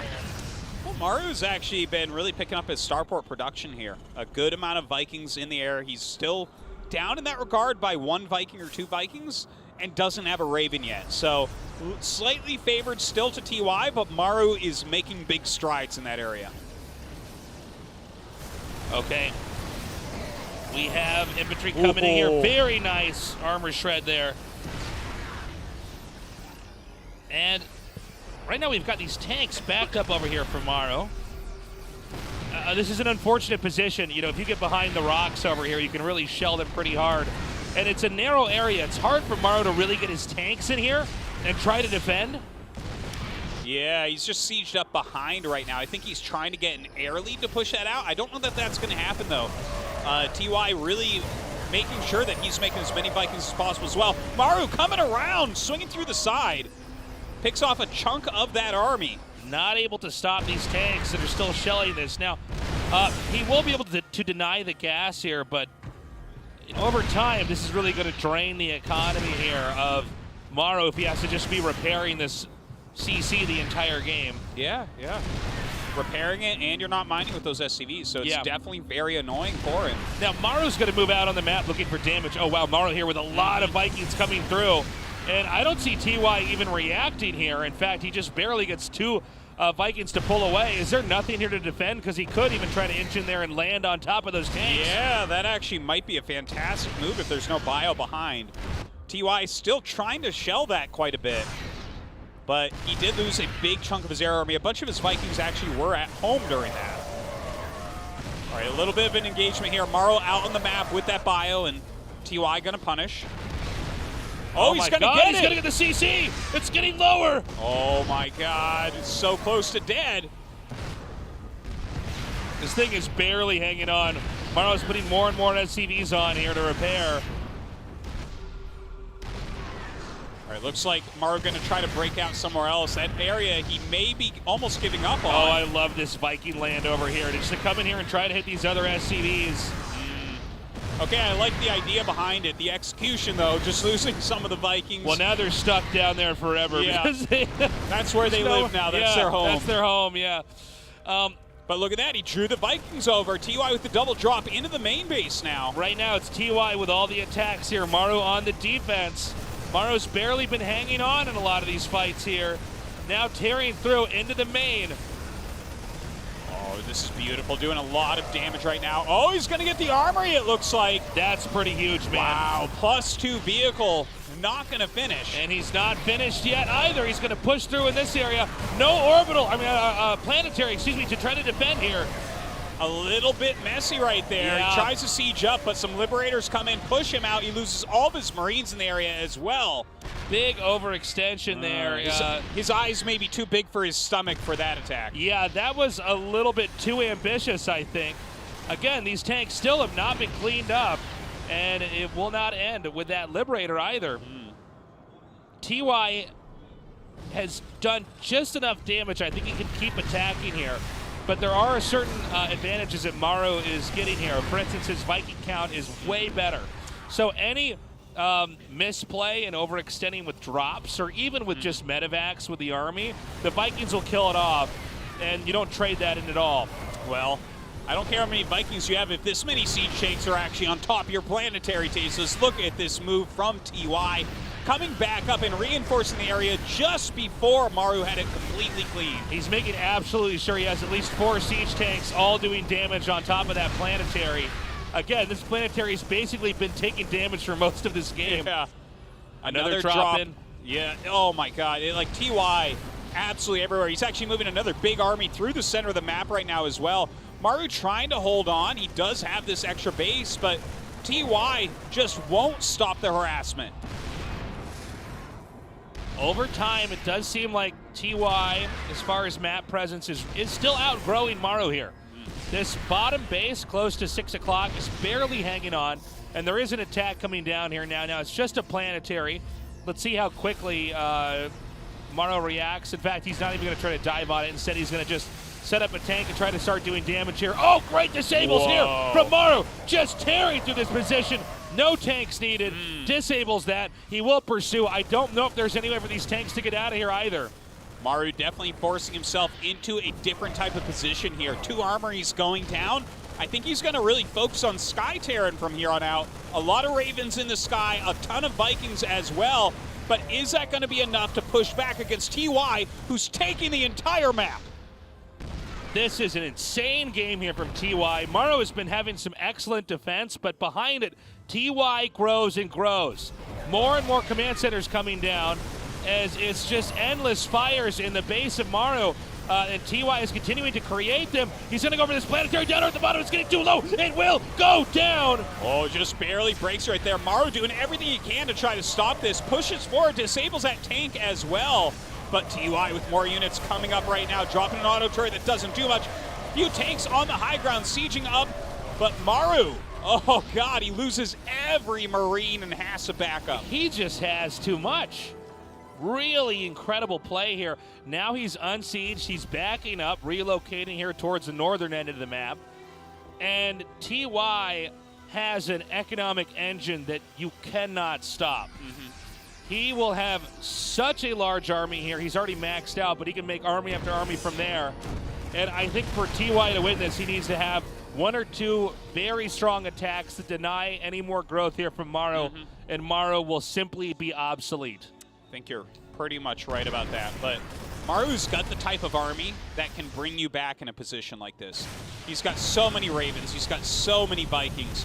Over time, you can kind of grind with that, right? You can utilize your auto turrets, your armor shreds, your disables. You can just keep that air advantage and be able to creep up on their tanks. Okay, more and more units pushing through here. I like this. I like the idea of what TY is trying to do, but this gets shut down pretty quickly. However, TY now pushing through the top here. The Ravens with the disables, allowing the Marines to just close in. Oh, but look at that. He does do an armor shred of his own. Just not enough Marines on the ground here for Maru, being pushed back once again. TY diving on another command center, one of Maru's last mining bases. Takes that out. Is this going to be fatal? Maru still trying to hang on as TY does the damage and then escapes. All that Maru has right now is a few more command centers being made here at the bottom. The center left may have additional minerals compared to what it would normally have, since it was mostly being repaired there. SCV's not mining as much as they would like to. But TY regroups, regathers, and maxes out once more. TY just completely untouched across the map, Tasos. When's the last time we saw Maru attack him? Oh, Maru's getting Was squished. it like the 2 Reapers at the beginning? Was that the last time? I think so. It might have been. Yep. TY, like, he's expanded to every position on his side of the map. He's taken all of them, and it looks like he's going to take one on Maru's side at the top left at this point. Yeah, he's beginning to take over that wing of the map that is normally granted for Maru based off the spawns and the way the players organically grow on the map. But another push comes down here. Maru has been not maxed for a little while now. And every attack, if it's not handled perfectly, he's going to get closer and closer to being too far behind in the game. Whoa, insane armor shred there. Yeah, that's a painful one, especially considering his Viking count is really climbing right now. Maru, though, he's still making a lot of Vikings, so he's dedicating himself mostly to those flying units, which is making it hard to defend more than one location at once. Yeah. In one location, Maru can win a battle, but it's when TY spreads into two where one of the locations is going to be impossible to hold. Oh, man. Free CC is taken out immediately. Maru's ambitions for trying to control the bottom right quadrant are no more. Sieging up tanks to try to stop an attack over here, but there's already another one up here in the western side of the map, and I don't actually see any tanks here at all. Yeah, not much of anything, to be honest. Yeah. Even throwing down a couple auto turrets just to kind of zone things out for himself. Doesn't have a big enough Viking count to really fly otherwise. More of the army is moving up here from TY. It is scanned and spotted. This planetary has taken such a beating this game. Oh my god, here we go. Maru bringing all of his forces to bear. Actually going to push TY back. TY getting a little bit greedy. It looks like he still wants to fight. Another CC almost burns out here. Again, the damage. Think of the resources that have been spent repairing this command center this game. And now the Marines are going to burst through here, gunning down SCVs, gunning down the planetary. This position is no more. Kills a bunch of those SCVs as well. It looks like Maru was thinking about going out on the map, but actually does turn around as he gets scanned. Really, both sides keeping so many tabs on each other, just scanning, rescanning these armies, making sure they understand where each other is at. Okay, more attacks coming in. You know, honestly, looking at that tab taste list, the better army does go to Maru right now. It does, but it's a funny situation. You know, right now TY has so many bases. He's soaking up so much of the map here. And look at this, spilling turrets into this area, so Maru cannot even take it again. Moving his siege tanks up. Looks like a StarCraft 1 TVT right there. Yeah. Maru is going to abandon any attempts to control the center left and is instead going to try to tear directly through the map, making a beeline here. And there may be neglected defense over here for TY. I don't know exactly what he has here. We haven't been paying too much attention to this side of the map. But now he's going to run through here. He is now right in the middle of the territory here of TY in this real Hail Mary push. It is a Hail Mary push, but that is a lot of Marines. It looks like TY going to give up this base, and if you give up this base, Maru's going to want another one. Yeah, Maru can actually push into the above and to the left. He's backing up a bit here. Both sides scanning each other. Oh, nice siege right there. Looks like he's going to get another base. And suddenly Maru is filling in all the gaps in the bottom here. If he kills the whole top side of the map, is TY still winning at that point? I don't think so. He's done a lot of damage. And this is damage that it wasn't even traded in here. It wasn't like, you know, it's up in the air for who really comes out on top. He's going to come in here once more. Oh my god, auto turrets coming down. Both sides have been armor shred multiple times. I have no idea what's going on here other than Maru starting to break through. TY has been dominating this entire game, but Maru on what seems to be his last legs, kicking out TY's legs. He's actually going to come up here again and maybe try to push in at 12 o'clock. TY scrambled to try to defend that position down there, and now there's an opening. And this is also where all the orbitals are. This is where all of his mules, his scans, everything. He might end up losing all that. Yeah, and also TY has no opportunity to try to push the bottom here. This is absolute madness. Is How is Maru doing this? Artosis, I think he actually can win this from here. You know, they were right in the interview. Maru is not human. He is a god. This is insane. He's now going to come up here and get this base. TY is going to go for counterplay, pushing through center 12 o'clock, lower 12 o'clock, I should say. Maru, though, I mean, he is holding on tight right now. It looks like TY is going to start to kill some of Maru's new bases, which is really, really important. Is this just going to turn into a base trade? It could. I don't know how anybody can easily get back home. I also don't know if Maru is aware of the base in the upper left that TY has. He actually just scanned it. Oh, he just scanned it. So I think he'll send something up there to try to clear it, because that is definitely one of the most important bases on this map right now. But it looks like Maru coming in. He wants to fight. He wants to bring back his side of the map. Ton of armor shreds going down right now. Pushing forward, Maru with so many Marines. TY having to run, leaving some tanks behind. TY can't afford to lose this fight right now. Oh, the tanks are disabled. But it looks like TY maybe has enough. He does, GG. Oh my God, what a wild game there. TY in control for 90% of it, then there was 10% of Maru smashing everything in his way until he just ran out of gas. Maru having a Rocky moment for a second there. You can see that smirk on his face too, oh my God. I actually wasn't even sure who was going to win that fight at first when I saw him commit to it. But TY takes that, but think about this. TY had the upper hand, like you said, for 90% of the game. Maru made TY work for every second of that game.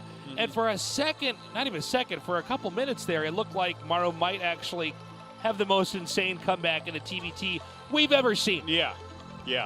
He really put it to TY, showing TY that there won't be an easy victory here tonight. We've got a short break. We come back, game 3. Don't go away.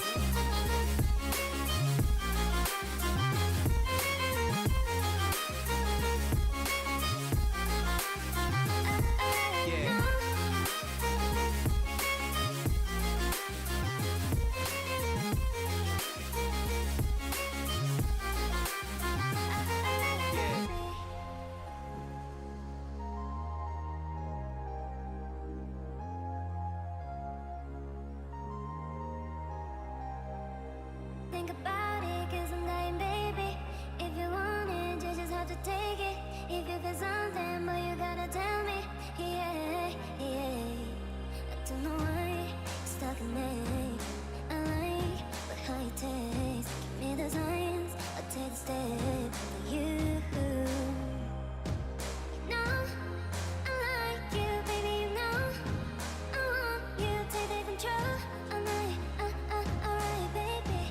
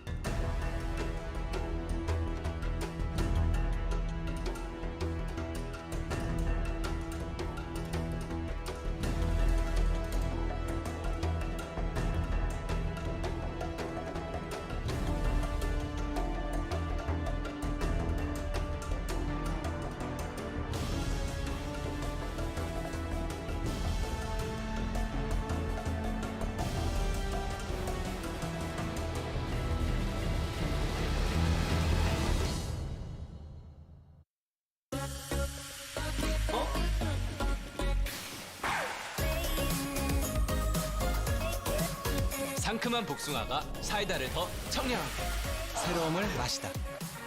실성 사이다. 울트라 기어로 부드럽게 이긴다. LG 울트라 기어 게이밍 모니터. 울트라 기어로 선명하게 이긴다. LG 울트라 기어 게이밍 모니터. 잡아 킬 흐림님 힐 그렇지 나 힐. 이전 수리끈 온다 잡아 바닥 바로 From the beginning. Hit it, boys.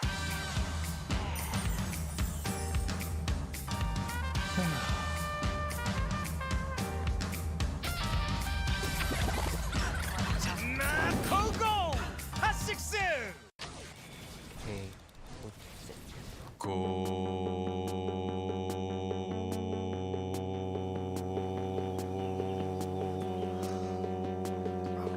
성능을 언제 어디서나 가볍게 즐기다. 지포스 GTX 1650 그래픽 최신 인텔 10세대 프로세서 탑재. 고성능 노트북의 새로운 기준 LG 울트라 기어.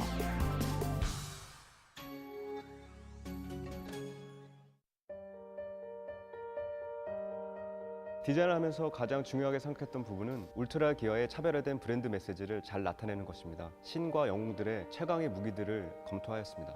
그중 니케의 승리의 날개를 모티브로 지금의 울트라 기어의 로고가 탄생하게 되었습니다. 울트라 기어의 이니셜인 U와 G를 비상하는 날개의 형상으로 레드 색상을 사용하여 강력한 에너지와 힘을 나타내었습니다. 울트라 기어는 최상의 퍼포먼스로 진정한 게임의 즐거움, 승리의 기쁨을 여러분께 선사할 것입니다.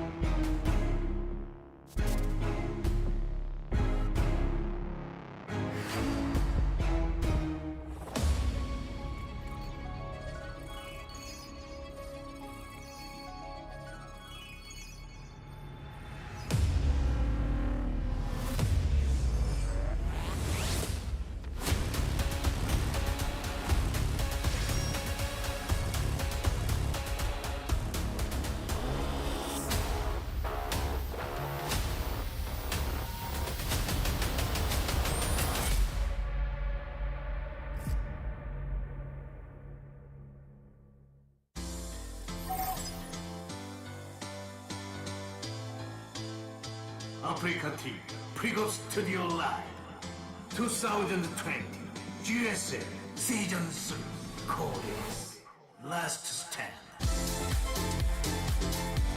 There they are. All the different cheerfuls you guys submitted. We love them.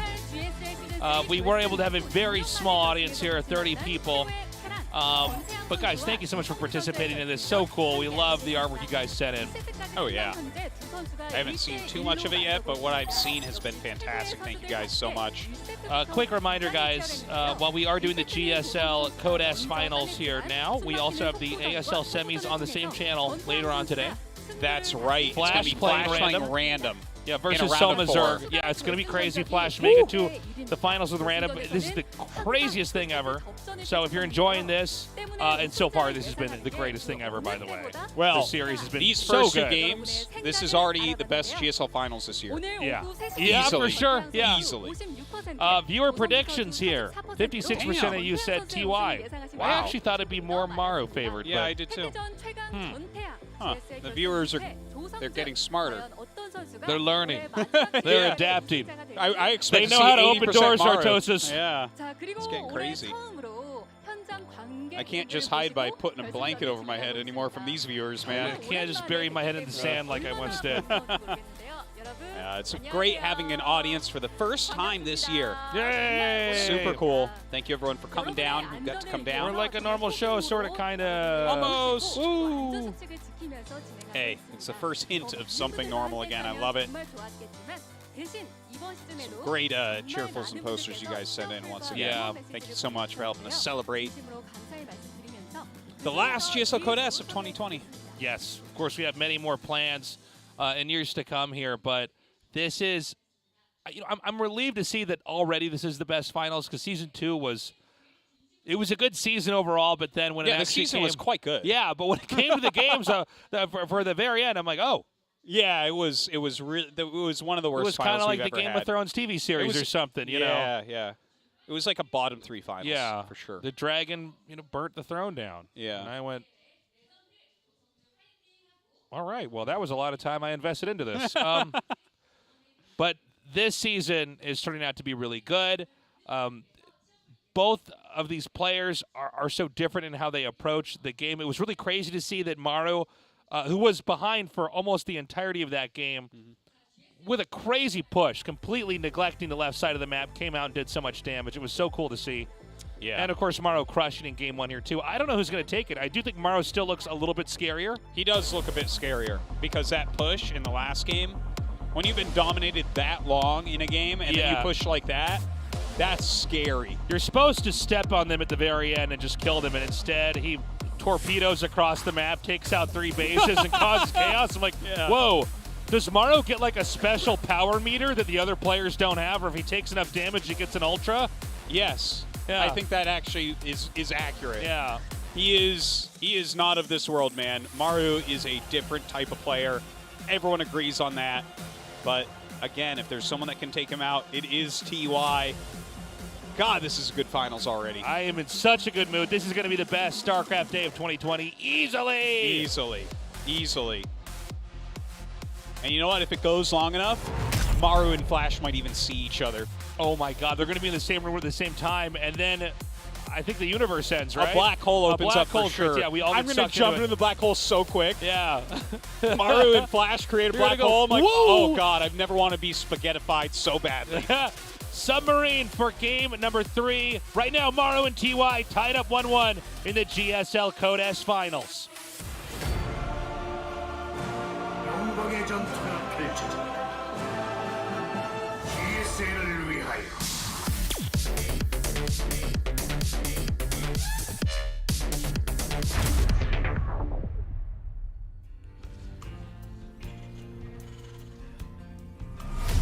아프리카 프릭스 TY 전태영.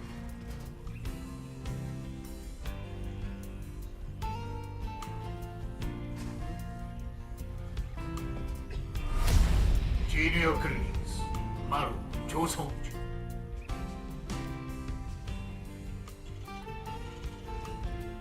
This will be kind of interesting. Submarine, a small map. I wonder what type of game we're going to see between these two. Is it going to be fast and furious with lots of pressure because it's small? Or, I mean, are you just going to try to utilize siege tanks because it takes like 3 sieges to get across the map? I think it's possible. You know, the other maps, some of them are so big that, yeah, it's kind of hard to safely push out and not get counterattacked. And, you know, although TVT and StarCraft 2 is a very positional matchup, things change very quickly. It's a radical change from TVT and StarCraft 1 where it's kind of hard. Once a position's gained, it's hard to have it lost, but you know, overextensions are punished very quickly. I think there might be a lot more skirmishes early on here. You think so? I think so. I don't think anybody's going to go mech on this map either, but I don't know. I welcome it. That's actually something I was kind of throwing back and forth in my head is whether or not we are going to end up seeing mech, because being a bit of a smaller map, I could, you know, there's things about it being a smaller map that actually make it much better for mech, right? Just the fact that you don't have to go as far. That's what mech wants. Mech wants everything kind of centered in one area because they're stronger with the whole army there. So I don't know. I'm not sure what these guys will have planned, because we've already seen mind game upon mind game upon mind game. So even what might be technically best in the situation might not be best when these two are playing. Right. So, and for me, I was thinking with Bio, just like to be able to be out and move on the map and to not to be able to counterattack a mech player and start to be on top of him early on. Yeah, get over there really quickly and everything. You know, these sharp attacks, I don't know if we're going to have them as much in this game, but we have had off and on in the last 2 years players come out with just some very strong 2-base attacks, especially when tech routes are different. So I don't know. I mean, let's see what happens here. We already had the weirdest tech I think we've had all year in game 1 of this series here. For sure. Right, so a little bit of harassment. Maru actually coming up the ramp with his Reapers, trying to get some kills. Good micro from TY. Good, yeah. Goes in, denies everything, but Maru doesn't lose anything. Well-placed grenade there to zone out the Reapers. There's nothing actually of value on the low ground right now. No SCVs or a Marine that you could try to snipe. The Reapers are going to heal up. But with the reactor out, this is going to give TY some more time to bulk up and have enough to eventually drive this away. Well, looks like he really wants to see if he can, like, maybe catch the SCV coming out, but TY waits for enough units to move down. Being very, very careful. Okay, 2 more Marines popping out. He should have enough easily to hold this, even with nice grenades, which they are. All right, a mine comes down as well. Medevac already on the way here for TY. He may want to try to drop, actually. That was interesting. The way he was moving him, it was like this weird glitch stutter type thing. Yeah. I felt like he was looking for the line to pop up from the Widow Mine, but it didn't work. Yeah, but no, it yeah, didn't work. It seemed like that was. Yeah, I'm not sure what he was trying to do here. All right, a little drop coming up. TY throwing his Reaper in here to get a scout off. Oh, this is such a good scout here for TY. Yeah, that's really I guess nice. he's not going to see much with it, but just to get in there. Well, I mean, he saw about as much as you could ever hope for. He's also drawn the army away, which is going to allow this drop to come in here. The Widow Mine will go down. Marines here and a medevac here to help repair. Oh, yeah, I like the auto turret there. All right, gets cleared up actually really quickly. Cool idea from TY. Doesn't really bear any fruit, though. But this is what I was talking about here with some of these early game pushes you'll see on bio. Now, I don't know if this is worthwhile because of how that fight went early on over there, especially dropping the Marine there, which is going to lose no matter what. Oh, this might be a bit of an overextension from TY. Nah, he gets the tank sieged up. Maru going to pull back.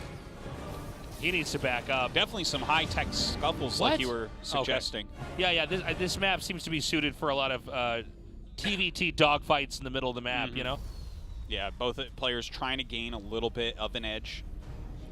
I guess maybe we can call like a tiny edge here for Maru so far, maybe? It seems like Maru's in better shape, but yeah, again, it's close enough, though. I think it's not It all comes down to how the small armies interact with each other. You know, you can have a lead and then misstep and, let's say, lose a medevac full of something, or your tank gets sniped, or whatever, you know. And don't forget, we got to look at some other things, too. Like, for instance, TY started his 3rd command center well ahead of Maru's, so that's right. That's something that could end up paying off.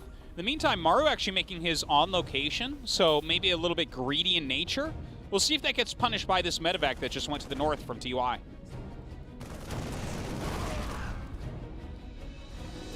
Now, will TY try to push up here in a little bit? I think Maru's going to stay back. Now that he started, no, he's going to actually move out here. Gosh, maybe I need to get used to this in some of these smaller map TVTs that they don't need to wait for stim. You know? Seems like you want to on a lot of the bigger maps, but on ones like this, just going to go for it. Well, okay, Maru, much better position there. Yeah, a little bit scary. All right, the medevac is actually getting into the main base, though. What is up here? 4 Marines inside.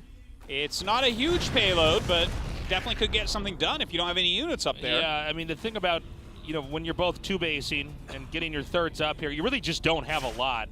So even having this tank isolated like this is a smart move. He's going to come in here and just try to just get a free kill on the tank.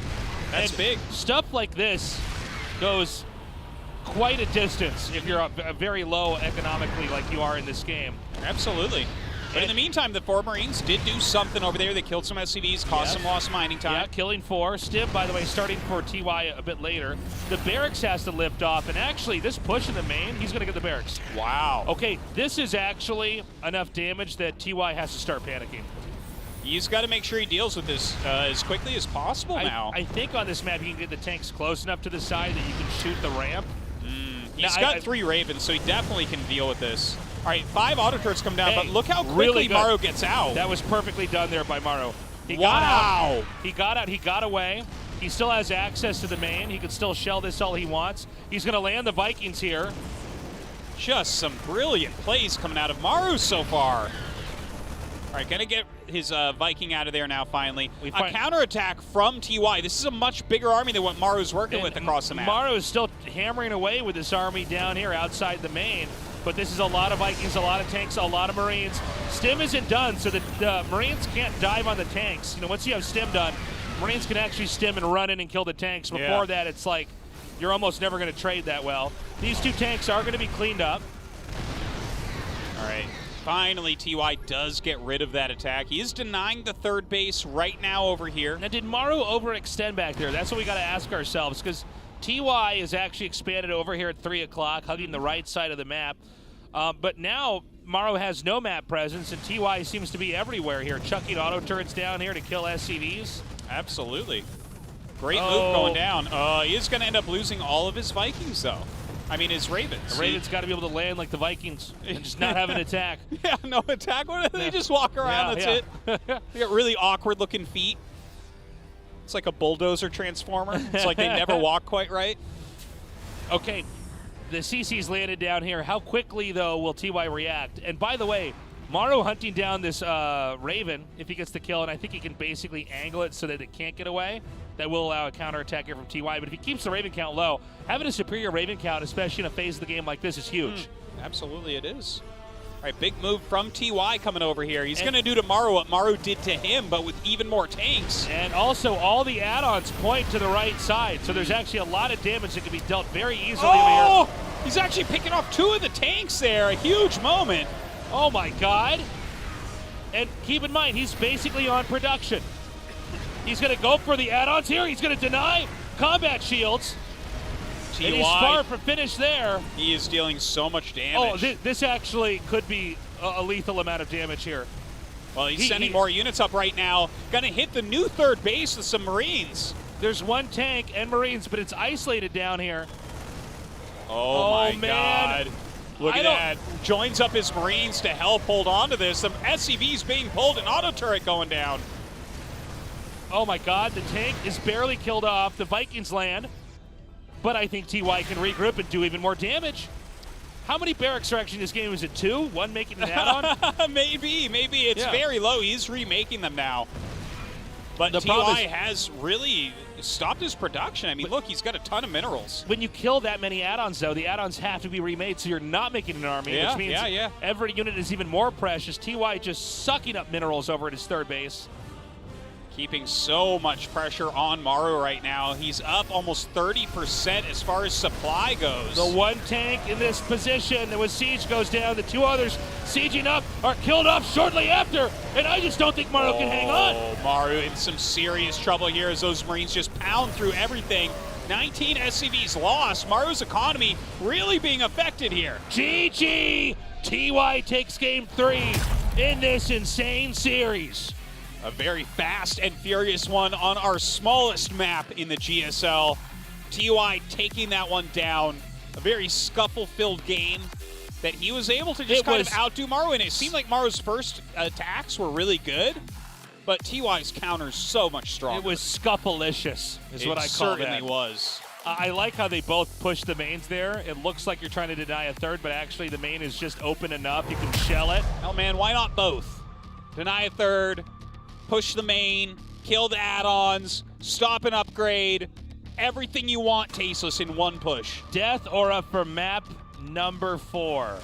Maru was doing a lot of damage early on. It seems like he overextended. TY shut it down, punished, got his own position that was even greater, and closed it out. What kind of game will we have here now? And our game is now loading up as TY versus Maru GSL Finals continues on. 영광의 전투가 펼쳐진다. GSL을 위하여.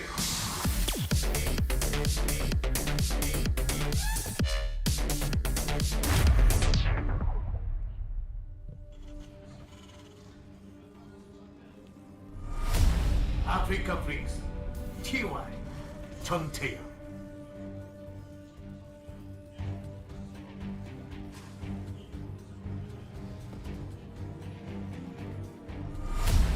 지니어 그리닝스 마루 조성주.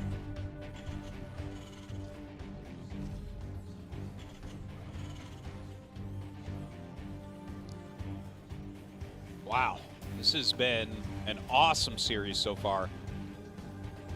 Guys, go out, spread the word.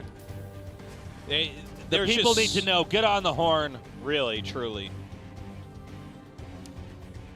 Oh, man. Blow the nerd conch. Yeah. Nerds are coming out of bushes, coming out of trees, coming out of manhole covers. Yeah, because they do live in the sewer. Some of them do. Yeah, I know that for a fact. Look, it's so crazy, and even though like TY leads 2-1 right now, it's a best of 7. Yeah, it's hard to imagine him closing it out. You know, these games have been so close. And I think that was also a game where Maru made a little bit of an overextension. Maybe part of it was influenced by his almost comeback in game 2, where he's like, "Oh, actually, if I get in his face a little bit more, he can't handle it." Yeah, I do wonder if that played a role there. But yeah, he lost a game early on TBT, which we really just don't see Maru ever do. By the way. In all the years of casting him, I can't think of a game where it was 2 or 3 bases and Maru whoopsie-daisied it. He almost always can just hold on, like we saw in game 2, like you mentioned, right? Where it's like, okay, everything's been going wrong for 20 minutes. Let me go across the map and almost kill him. Okay, you finally win, you know? Well, Maru here, definitely focusing on his tech, his factory about to finish. Command center starting up now. Oh, look at that. Nice little free scout going on.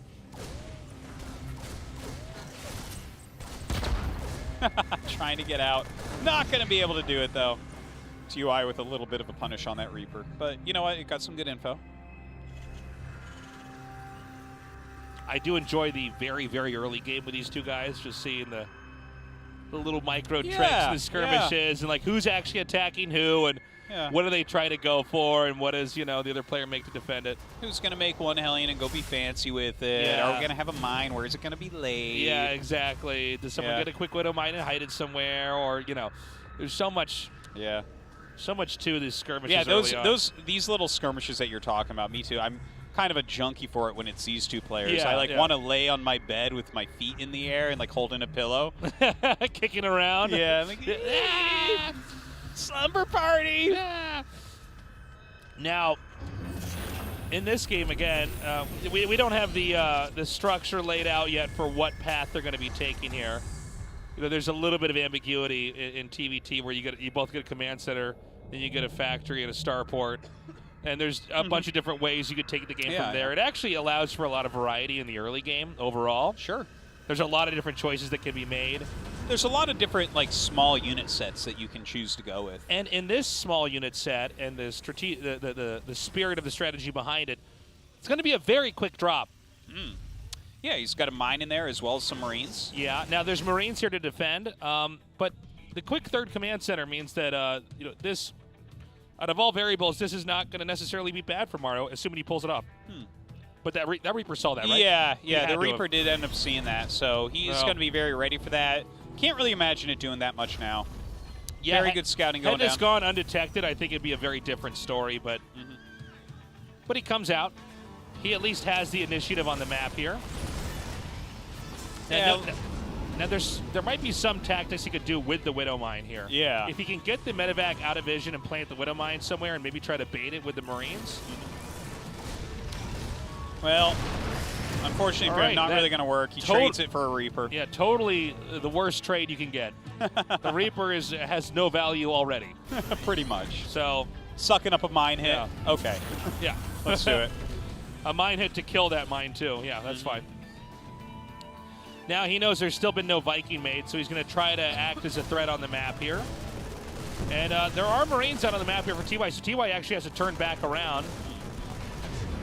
And again, he's finding a little tiny bit at least. Right now, this is much more used to try to pin TY inside of his base while Maru tries to grow and flourish on the map. But now there's a Viking out here. And from here, you know, sure, the medevac can heal the infantry, but nothing can heal the medevac. And so every time the Viking hits that, the Viking's closer to dead. And so he has to send that back home, which he's doing now across the map. As for now, the map is pretty much under nobody's control. Yeah, but pretty soon it will be under TY's control, right? He's going to have his stim done. He's making a fair amount of medevacs. Whereas Maru over here, his third command center's finishing up. He's got that orbital ready now. But he's just started his upgrades, right? He's got 1-1 on the way. He's got stim on the way. But that means he has to sit back much more defensively than TY. Yeah. Now, this will give Maru a little bit better late mid-game, I guess we could call it, right? Because he is going to have those upgrades first. But as of right now, we should see TY push out and see if he can poke in anywhere. Here we go. He is boosting out a couple medevacs full of Marines. And again, we've seen TY really seize control of the game here with his early pushes. I mean, even though Maru had that pretty crazy almost a comeback, it does seem like TY actually is a little bit better at boxing Maru around the map here. Even though some of Maru's play has been insane. Look at this now. Good usage of the Cyclone, especially to chip the tank. Yeah, that's in really a point nice. in the game like this where that could be one less siege tank shot to kill him. Here comes a drop now. Now there's a threat over here from above, but there's also a drop in the main. Oh my god, imagine if he could get Sim. Just barely, does not. Yeah. Stim finishes up. Gets the tech lab though. Oh, he actually disables on the 2 medevacs. I think it's going to wear off though in time for him to get out, right? I think you're right. In the meantime, he is trying to push up with these siege tanks at the 3rd base. Oh my god, Maru's going to get a full kill on this. Oh, nice punish there from Maru. Oh no, and TY overextending with those tanks. He has to back up. Now 14 SCDs were killed back there. Yeah, it's not however, nothing. Maru really didn't lose much army at all. Now I wonder if Maru has counterattack potential. Injured tanks fleeing across the map. They need to be repaired immediately. But if Maru breaks out onto the map in time here. Yeah. Oh, and here he goes Absolutely. Look at this. 3 medevacs. And don't forget, he's got 1-1, which is quite a ways off for TY. So if it's a Marine versus Marine battle, Maru will slaughter that. Oh, TY's going to go and try to just intercept this. Can he actually get this? Oh! Oh! Maru with the quick reflexes does that was pull him sick, back. though. That was a really good idea. Well, he's got to slow him down. He Yeah. knows that he just made a little bit of a flub over there. Yeah, he got some SCVs, but that's not that hard to refill with 3 command centers, honestly. I think TY's defended it. He's got Vikings trying to hit the medevacs now. He's got siege tanks up. Maru's counter-attack potential has been thwarted, at least for now. You say that, but Maru doesn't feel the same. Going to go ahead and throw down an auto turret here. Doing a bit of harassment. Definitely very annoying, but not much in the way of TY. He's actually staying his ground.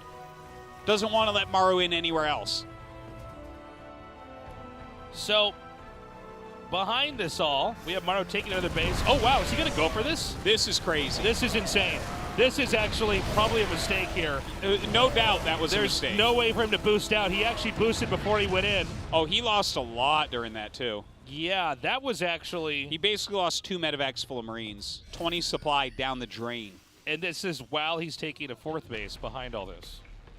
So I think it's actually TY's turn here to maybe start to attack out here as well. Yeah, you definitely might be right about that. TY going to take his own 4th. That's going to be one of his answers. Throwing down the gases before he gets the command center there. Throwing up a couple of starports as well. So he's going to be switching into a heavier Sky Terran composition. And TY taking 12. Things quieted down pretty quickly here.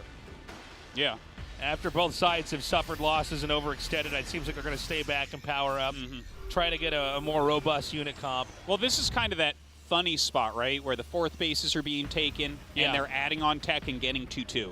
Yeah, right? It's not like right after Stim or right after 1-1. It's where they're like, okay, we aren't really, what are you going to do? Go bash your head into your opponent's wall of siege tanks? Well, the funny thing is it is a mirror matchup, so it's like, other than having siege tanks maybe in position, there isn't much more. You have in other matchups, you take an additional base, you never attack as it's, finished and you're mining from it because you should have a better attack coming out later on. Well, a lot of the defenders' advantages in TVT are absolutely massive. Yeah. Utilizing those Vikings, having your siege tanks next to a planetary, it's just very difficult to break. And we do have these upgrades kind of coming to fruition now, right? Like 2-2 is going to be finishing here for Maru very shortly, then for TUI not long after that. See Maru kind of pushing around the map a little bit, keeping some control. Scans come down everywhere. The last thing you want to do in a game like this is step into siege tank splash damage and just have huge amounts of your army chunked off. And we're starting to see the balance of the map pan out here as the Terran in blue will spread towards the upper right, a red Terran towards the bottom left, as we have these empty expansion locations filled in here. TY starting to spread out through the center of the map a little bit. Of course, as soon as you do that, a scan comes down to check what are you actually up to. He's spreading out his units quite a bit as he decides to take that 5th base on location. Bunch of command centers coming down for Maru now as well. Of course, we see that Corvid reactor for TY a little bit quicker. That's been a bit of a theme. He has really liked going into the Ravens.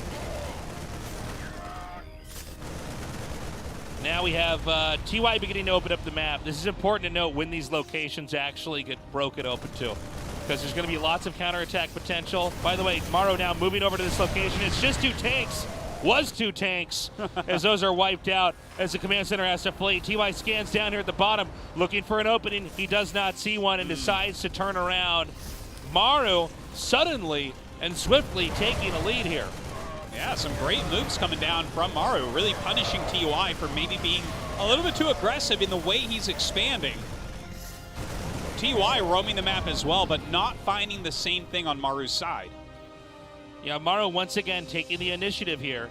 By the way, TY has 7 Ravens to the 2 that Maru has here. So even though TY is hurting right now, and when you have that many Ravens, you can just disable a bunch of tanks to come in there and take a fight. So we should be watching for that carefully. In fact, I think we're about to have that moment happen right now. Yeah, that is a great point. One other thing I want to point out, 92 SCVs for Maru right now. So that's another way that you can really play towards the end game. He's going to build a gigantic bank. Whoa. Another attack comes through. Looks like he wants to run to where planetaries are. The planetary is the one unit that kind of covers the tanks even when the disables occur. Yeah. And again, Maru has not been cracked yet. No, he has not. It's getting kind of crazy. Look at this, 11 Vikings versus 13. Maru doesn't even have a medevac at this point. He's focusing on tanks, he's focusing on Vikings, he's focusing on Ravens. So he's already kind of gone to mostly his endgame composition. TY, on the other hand, still playing with Marines, with medevacs a bit more, but actually going to BCs faster. So we have right now kind of a slightly more cost-efficient army for Maru, but a much more mobile and dangerous army as far as moving quickly across the map for TY. Right. Here he comes now. A scan comes through. And again, it doesn't seem like there's really any area that TY can try to force his way through. This really highlights how many narrow valleys there are you have to run through if you really want to take a fight. And now Maru, with an even tiny army, comes through and starts to do damage, drawing TY further back up. 3-3 about to finish here for Maru. And, you know, you mentioned those battle cruisers earlier on, but... Oh, that's annoying. He's going to get every SCV here.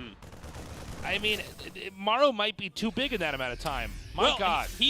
That almost helps the BCs, to be honest, when you think about it. I can't believe what these are doing, these stupid Marines. Yeah. These Marines that were supposed to he was supposed to stop looking at and were supposed to die. How they run through the map and kill 6 SCVs and cancel command centers. Yeah, it's like, what? Yeah, it's crazy.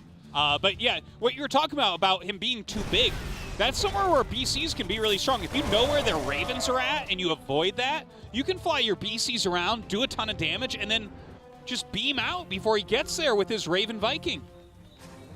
Now we have a scan over here. He is making so many BCs tasteless. Yeah, this is very, very cool here from TY.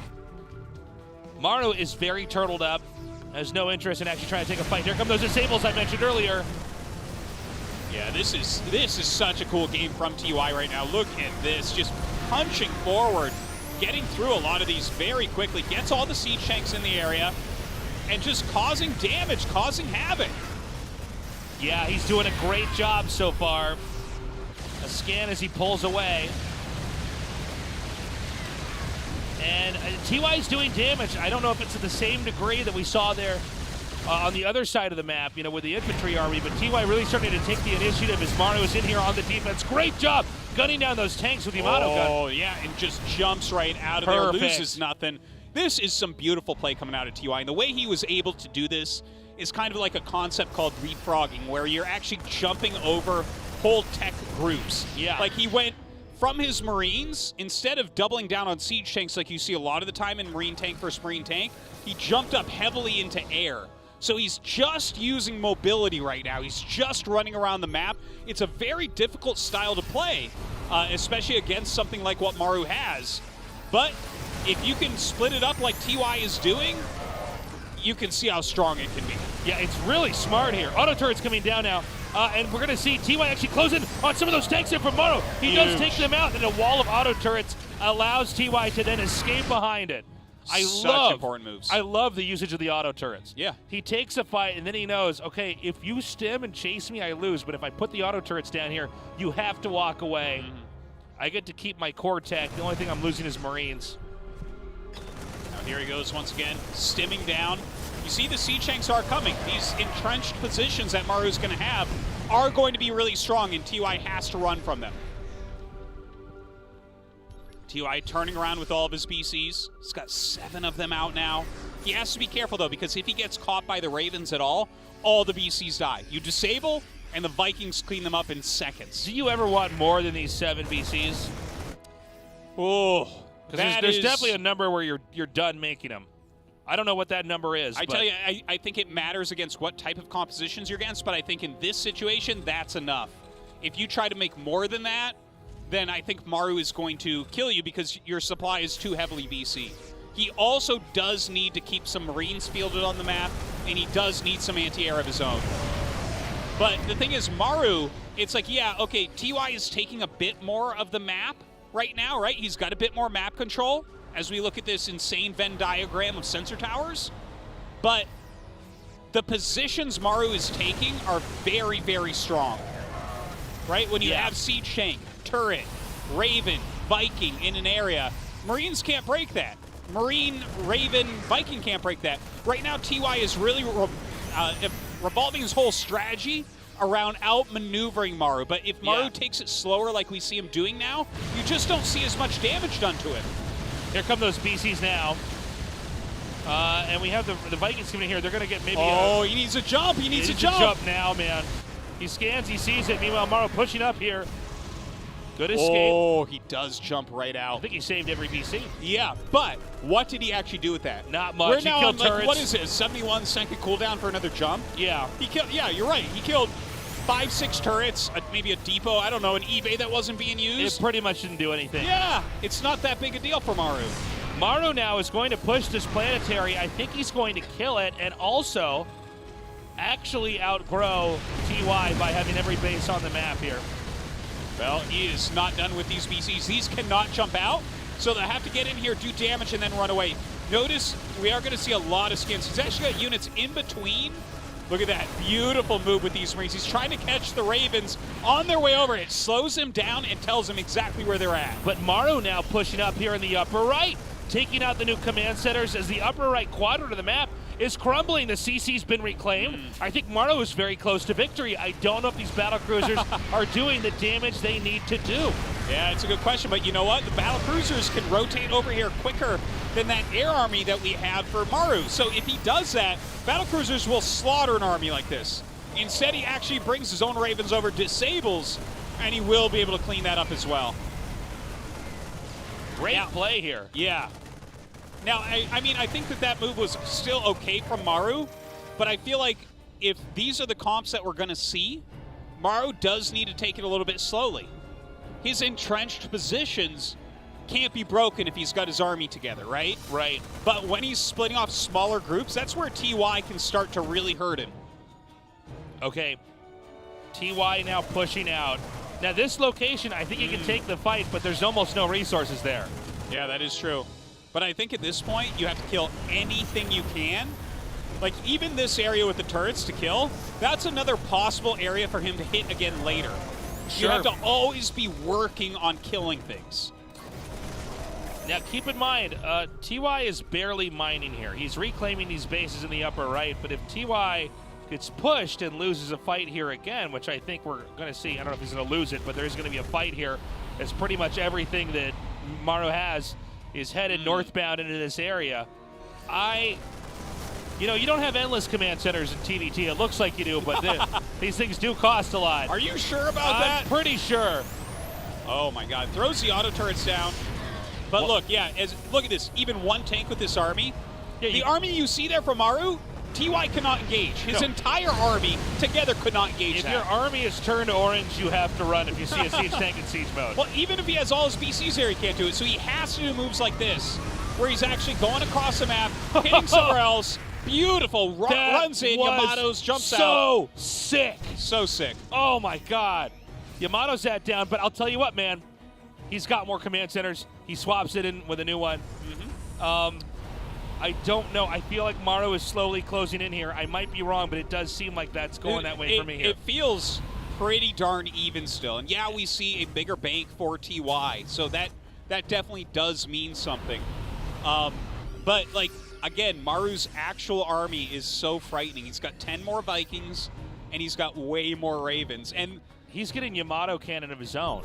He's going BCs now, too. Yeah. And here's the funny thing. It's not easy to tech out of BCs once you have them. Well, if he goes into BCs, you see 3 more starports. That's exactly what you need to see from TY, because you just have to double down on air. Marines actually, at this point, don't do anything against BCs. Right. It's like BCs beat turrets, tanks, and Marines. Okay, Marines can fight Viking Raven, but now it's just going to turn into Viking Raven BC on both sides. TY looking for another fight here. And maybe, I mean, you can still have some Marines run around doing damage, but I'm talking about the main armies. These are some pretty insane engagements over here. Again, though, not breaking him.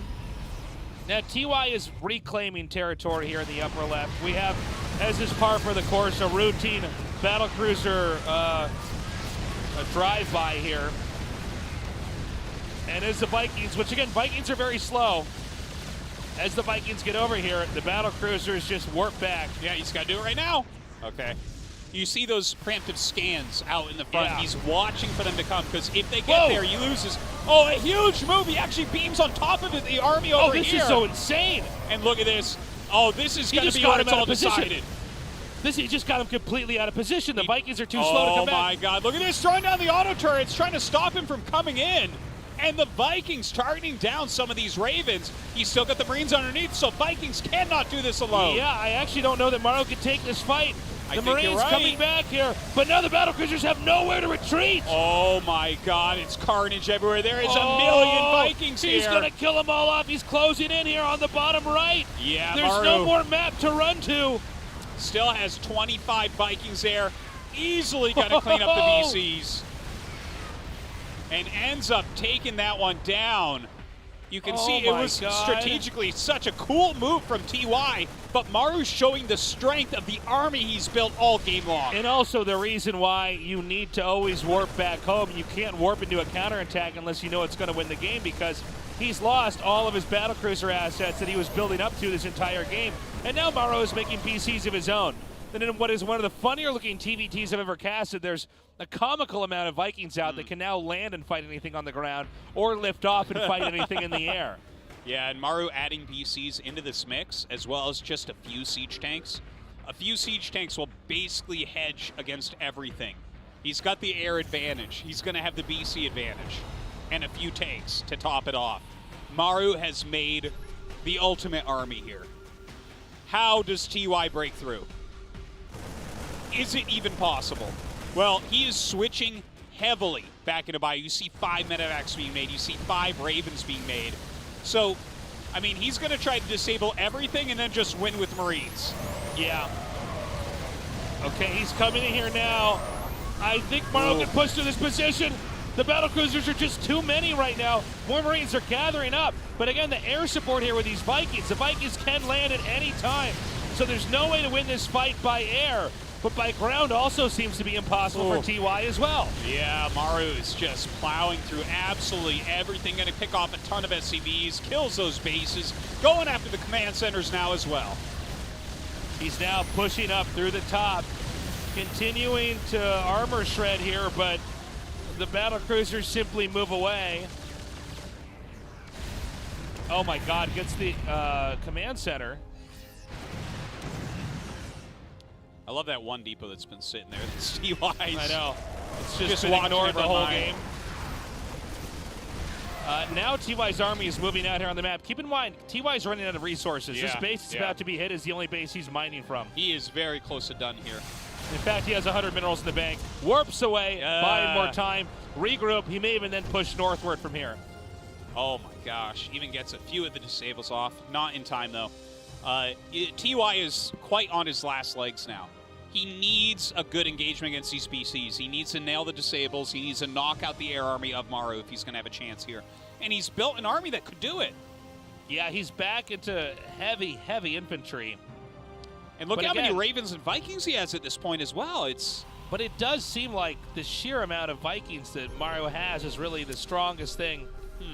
I want to see the actual counts at this point, because I think actually we have TY, I believe, in the air lead now.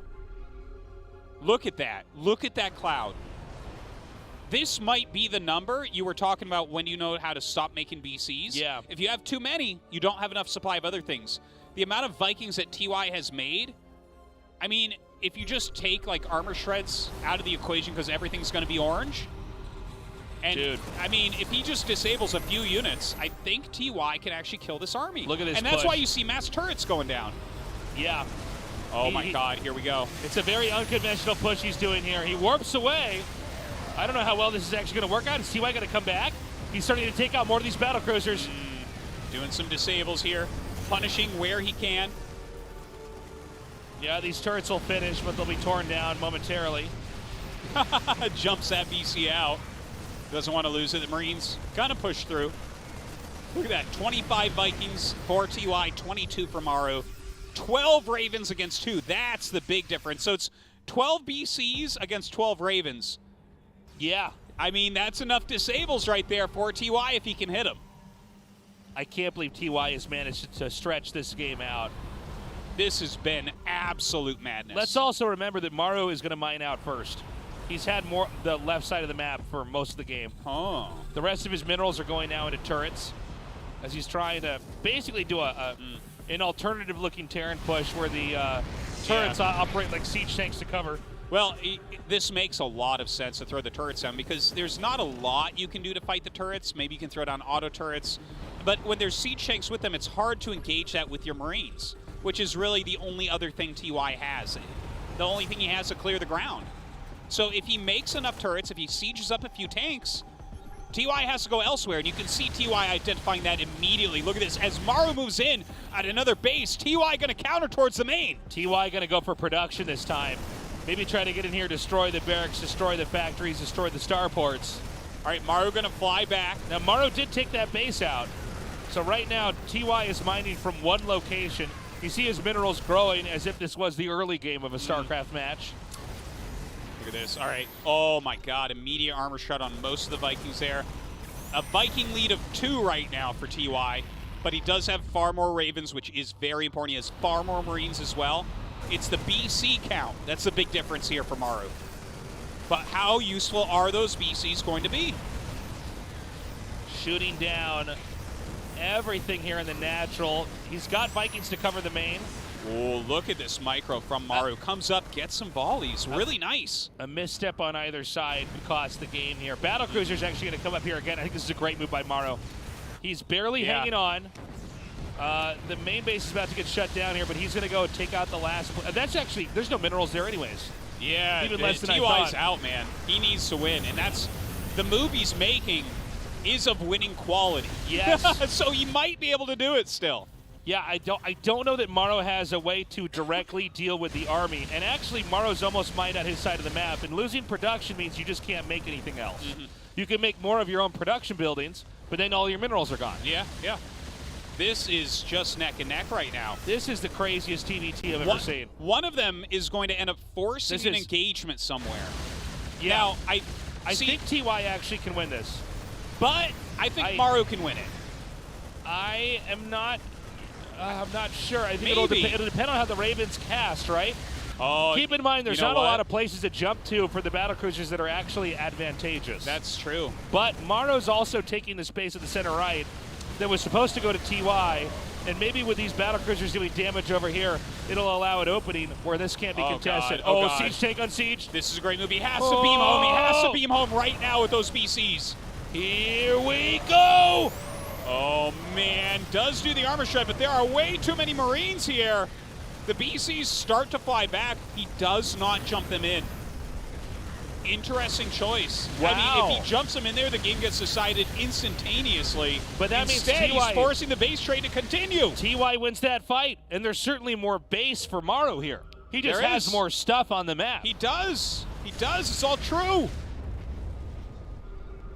Now look at this. TY seeing if he can catch something. It doesn't look like it's going to be the case. Very close, but Maru getting out by the skin of his teeth. TY rotating with his Marines once again. He knows where the BCs are and where they aren't. Again, Maru is now mined out. I think there's 1 or 2 patches here or there, but if you look at his supply now, almost no gas, 400 minerals. And TY is going to try to sneak into this side of the map that actually he never really got to fully mine from. That's true. Now, That's if true. TY can just sit on that and not die for a couple minutes, he'll win the game. In theory, depending on how dramatic the fights are. Well, he's got to build so many supply depots at this point. Oh, that's actually a good point. Yeah, you know, you're He's totally at right. He's too 168, low in supply. No, you're totally 79. That's wild. There's so many factors at play here. Yeah. SCV's mining now over at that base.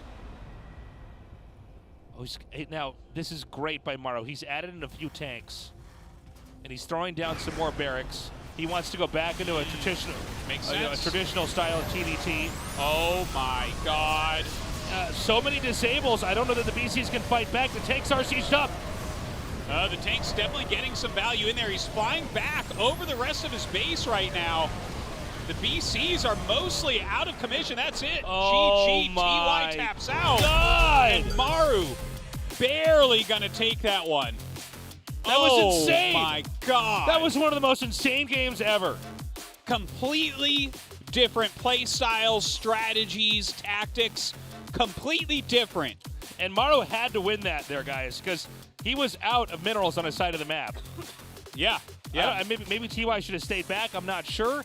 I think he thought he had the right amount at the right time to take a fight. But that was just a game. You will never forget that. You will never forget that game.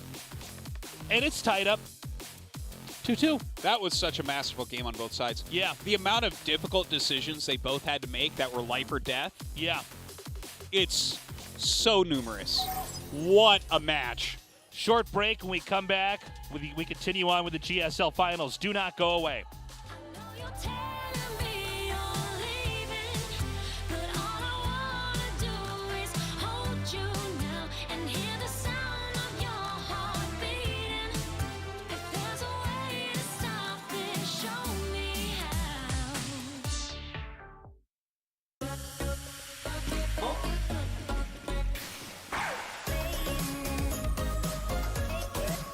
상큼한 복숭아가 사이다를 더 청량하게 새로움을 마시다. 울트라 기어로 부드럽게 이긴다. LG 울트라 기어 게이밍 모니터. 울트라 기어로 선명하게 이긴다. LG 울트라 기어 게이밍 모니터. 잡아 킬 흐림님 힐 그렇지 나 힐 이전 소리끈 온다 잡아 바닥 바로 From the beginning. Hit it, boys.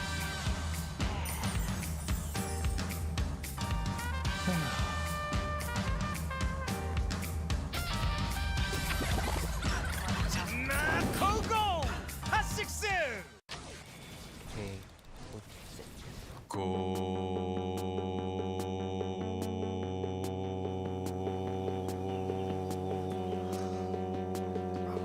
성능을 언제 어디서나 가볍게 즐기다. 지포스 GTX 1650 그래픽 최신 인텔 10세대 프로세서 탑재. 고성능 노트북의 새로운 기준 LG 울트라 기어.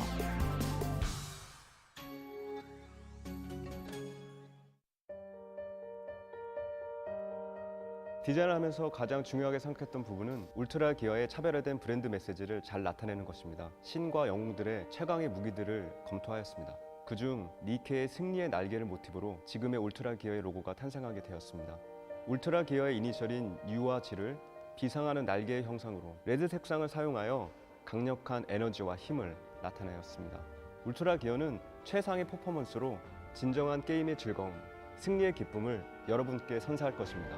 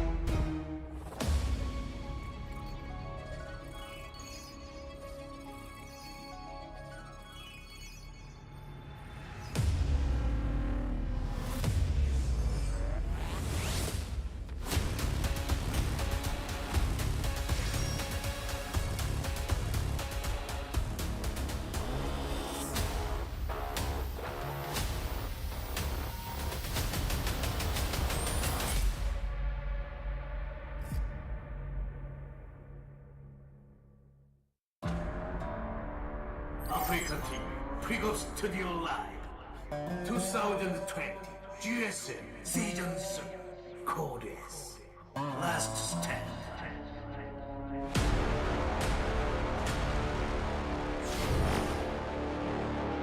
It's time to go to Game 5.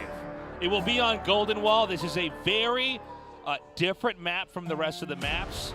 Not one where like this one's bigger, this one's smaller, but the fact that it can be cut into 2 different platforms and in a matchup that is the most positional one, TVT, this is going to be a crazy game. Yeah, I can't wait to see what actually gets pulled out here. This is one of the maps where you really expect them to pull out one-off builds. Yeah. Very oftentimes we're seeing that. We could also see proxy play. Maru sometimes likes to do that to mute other options on a map where suddenly you just have to defend. There's so many different ways that this can be approached, especially in TVT. We've had both these guys play in the best TVTs we've ever seen. It's tied up 2-2. I have no idea who's going to take this. We've had insane early game. We've had epic end game. This may be our best finals of all time. It is going down that road. We're not to the end yet, but it's on the path. The players have now joined the lobby. The winner of this will be 1 victory away afterwards from becoming the champion of the last GSL of this year on 10 years of StarCraft 2. RTS, the game genre that ages like wine. Let's go to Game 5 now on Golden Wall. TY vs Maru continues on. GSL을 위하여.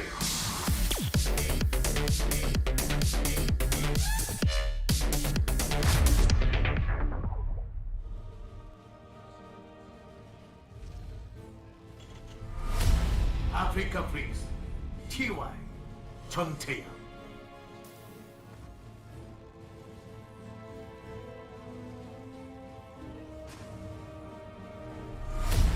주니어 그린스 마루 조성주.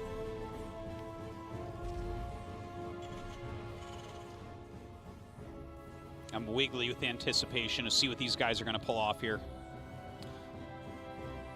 So you've probably heard us talk about it plenty of times before, but we get an extra large amount of viewers for the finals. So let me just say it again. There's a upper half of the map that's about 2/3, lower half is about 1/3. Gold mineral bases cut the map into different sides.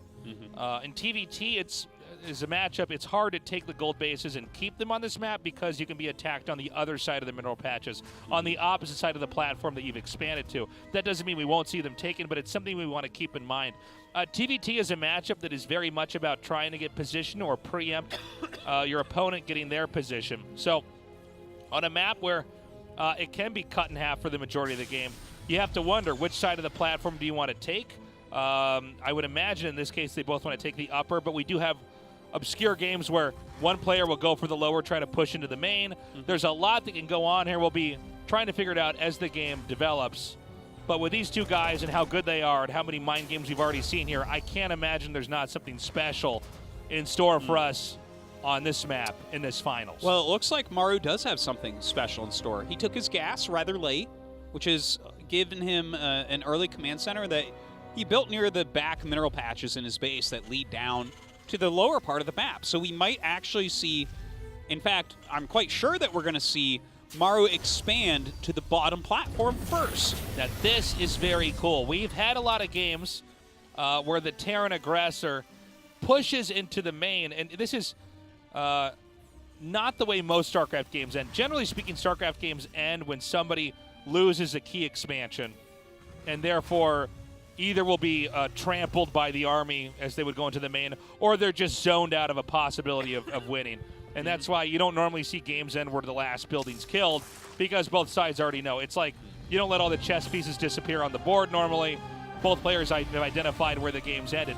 Now, because this map is split onto 2 platforms, if one player expands in the opposite direction, like let's say TY expands upward, Maru could push into the main and actually just take out the infrastructure. You know, and not just all those things you're talking about the later game. Let's not forget that right now you have no intel as TY. When you get over here, you might actually think, oh, this could be a 1-base play, And in fact, if you're doing something that's more aggressive as TY, Maru's sitting just in his main, so it's much less likely to work.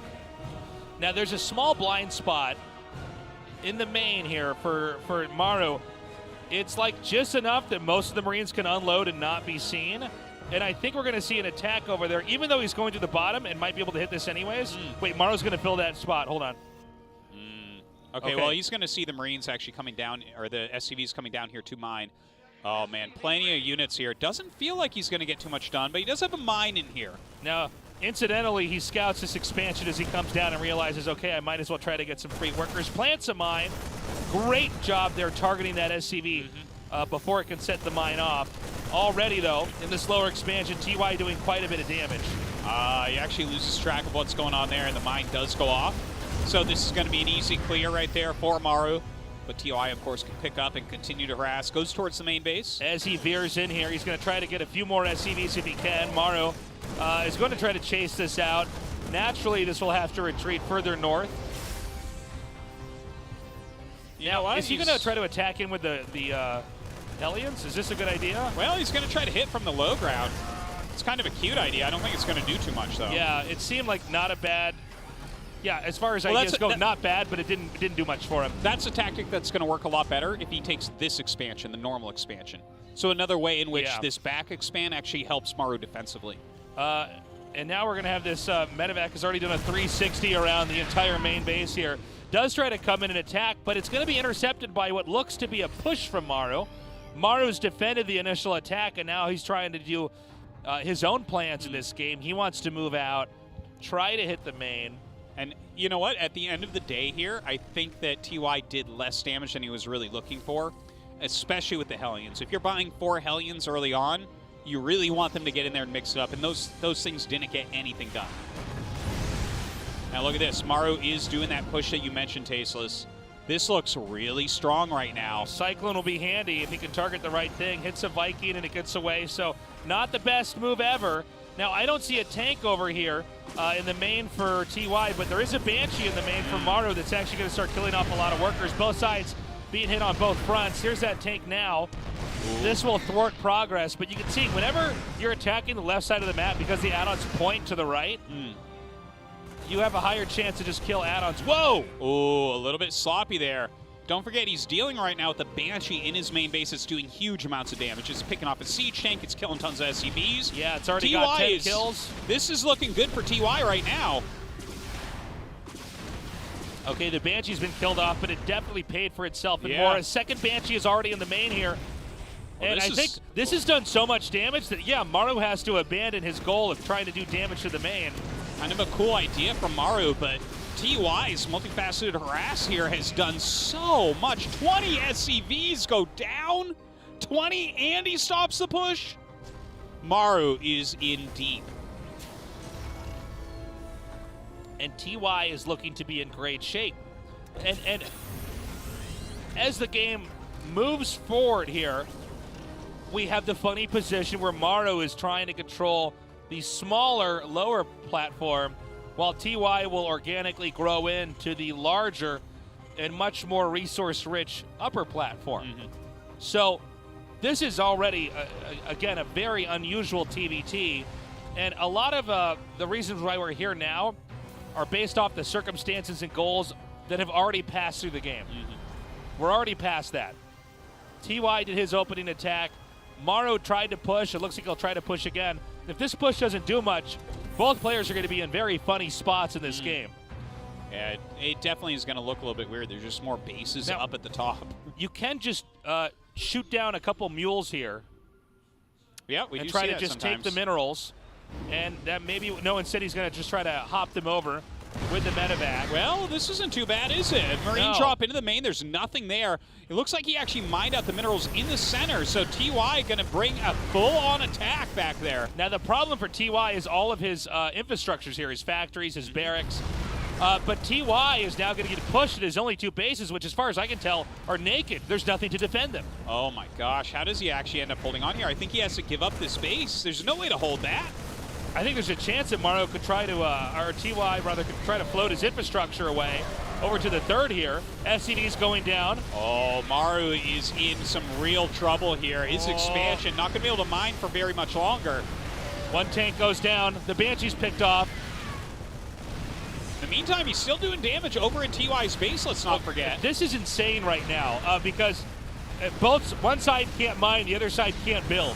The CC is going to go down. Oh, it does it not get taken out? You're kidding me. You're kidding me. It's got almost no health. That was in single digits for a while there. It went down to 2 health. TY is going to edge in and try to hammer down the side. We have almost nothing over here. A smaller army from Maru pushing, but even smaller defenses here for TY. What am I even looking at? Oh, he picks off the Raven.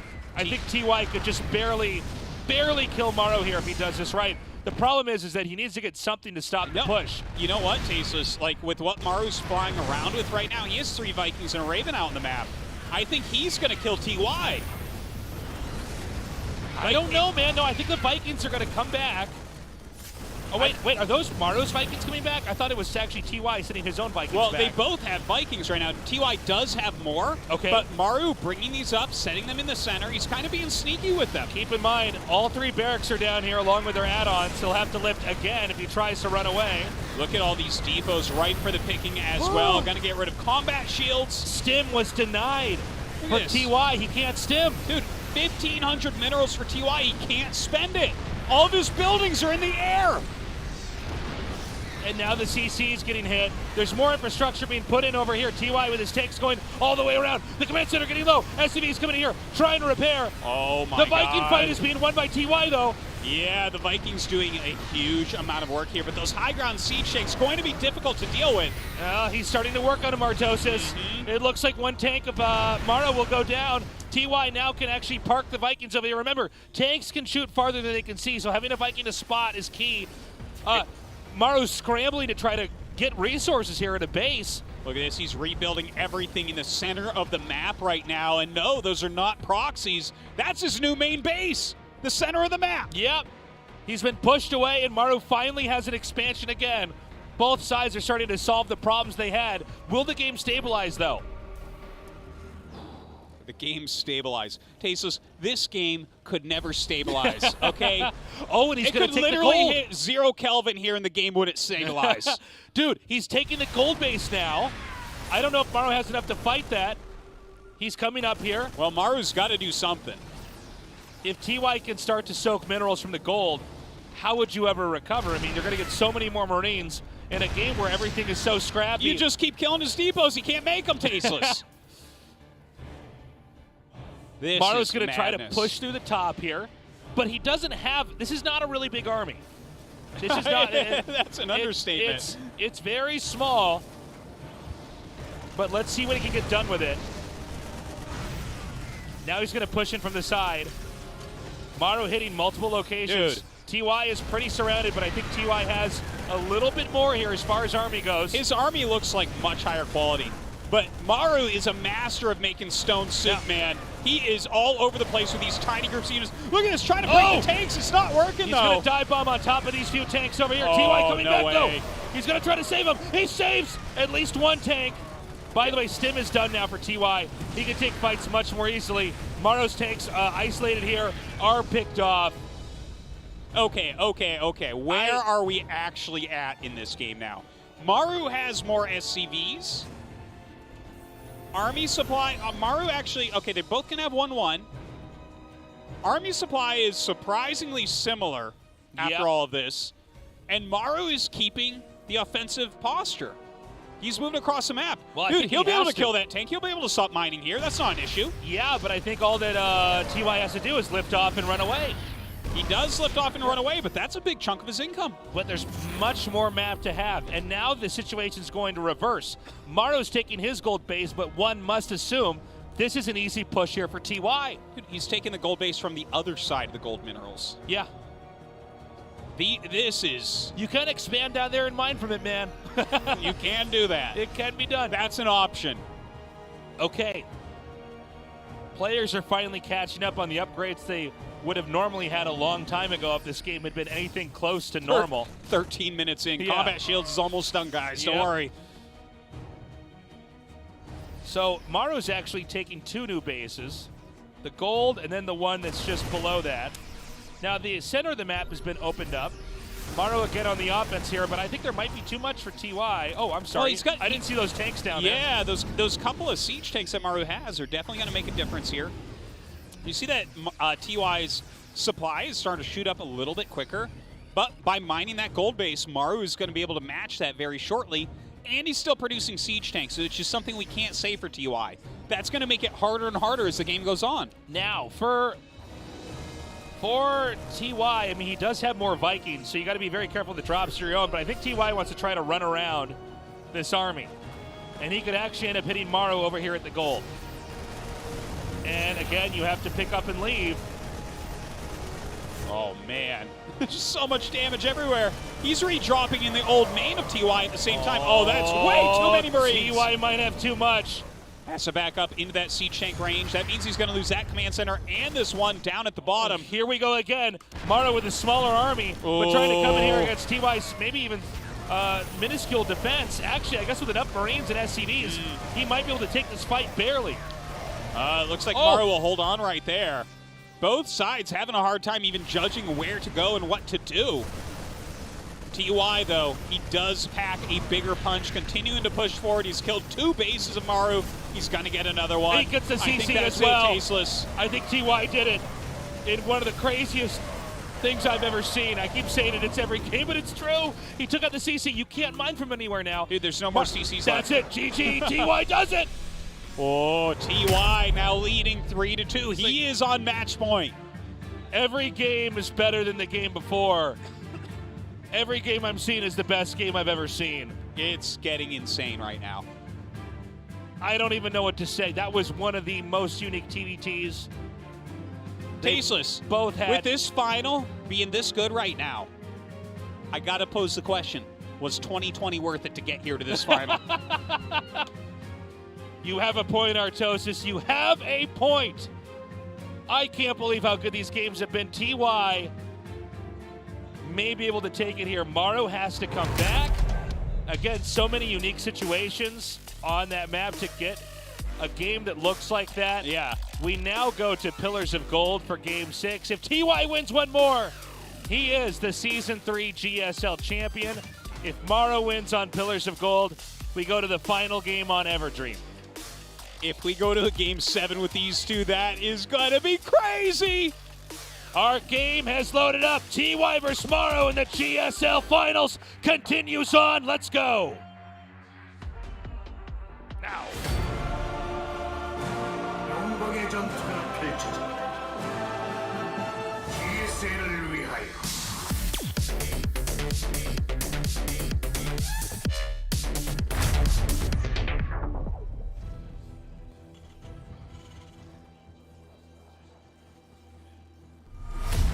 아프리카 프릭스 TY 전태양.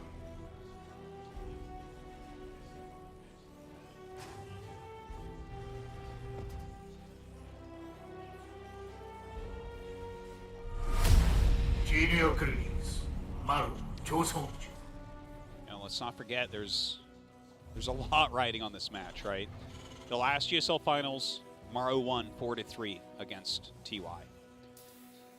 On top of that, they are representing the 2 best Korean teams by far, Afrika Freaks and Jin Air Green Wings.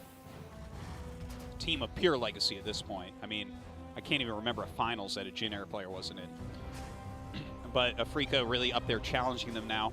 Of course, Maru, if he ends up winning, we just have to straight up put him above MVP. That's it. Yeah. It's done. Like, 5 GSL Code S's, no one's even close to that. Like, MVP has 4 GSL victories, Innovation technically does, but we're talking only Code S's for Maru. And dominating in the most competitive era of StarCraft 2. TY, of course, has been a pro longer than everyone else in StarCraft 2. Right. He was the youngest pro ever in StarCraft 1. Maru played in Season 1 of GSL Code S, the youngest pro that we had in GSL in StarCraft 2. All the records are here. It's stupid, even. It's the ultimate match. And by the way, guys, we have ASL semifinals today later on. In a little bit over an hour and a half, And that will be Flash playing his random. He plays random now, going up against Soma. Soma may be the best Zerg in the world. And a fight ticket to the ASL Finals. And that's going to be, like, in the same time it's going to be literally an hour and 40 minutes from when you're seeing this now. No one's allowed to go to sleep. I don't care how tired you are. Get a coffee, get an energy drink. When you have to go to work on Zoom in the morning, just pretend your camera's broken. It's fine. Listen, tell them you're sick. Tell them you're really sick. And listen, they're probably going to be sick too. They're probably watching this too. What do you think they're doing? Yeah. Whew. It's okay to sleep in. So right now, pretty mirrored builds we're looking at. That's right. See if the starport goes down in a second here for Maru. I'm most excited to see what decisions Maru is going to make here, because TY is really showing that he can again outmaneuver Maru, which is crazy. Like, Maru has these really cool ideas and pushes, but TY, like, he came in right from behind in that last game and just obliterated the expansions. And I think Maru did an insanely good job about killing off the infrastructure, but you know, if you're losing infrastructure, as long as you just can curb the progress of the push, they're going to come back. Maru had to fight to take that back again. TY, again, he just is continuing to get better and better and better. It's really phenomenal. Yeah. It's a crazy place we're in StarCraft 2 right now. These guys are just getting so strong. Seeing new tactics, new strategies, mind games everywhere. Very, very stellar defense right here from TY. The Reaper barely gets in there. Oh, almost my got God, killed there. He's covered in butter. So we're going to chase him down. Not going to end up losing anything against it, but that was a good scout. That was a nice move with that Reaper. Definitely worth. At first, I really thought closing the depot would force the Reaper back up into enough damage that he would be killed. But that's a Maru Reaper. It's not going to happen. No, never. All right, a scan goes down. That was a Maru scan, so he actually was trying to drop a mule and scan his own natural. Oh, you're right. Yeah, it was red on red. Yeah, I was waiting for a minute. Like, what the hell would TY be looking for at the natural right now? Was there a Banshee there? I'm like, no, that doesn't make sense at all. So absolutely that can happen when you're moving real quick, right? Yeah, so a little bit of a misplay from Maru. I would call it nerves, but he has so many championships that's impossible. Yeah, I would say instead of misclick. Yeah. Never seems to be too uncomfortable in our studio. Both these guys, actually. Well, two of the winningest players ever. Oh, yeah. Okay. Reaper comes up. Again, another scout. And actually, again, he hits a really... I'm a little bit surprised TY wasn't more ready for that one. But he gets it. Raven about to pop now here for Maru. And nobody doing anything of high risk early on here, which honestly really isn't surprising. We have the third command center being made here for Maru. All right. I'm kind of getting a little bit wiggly right now.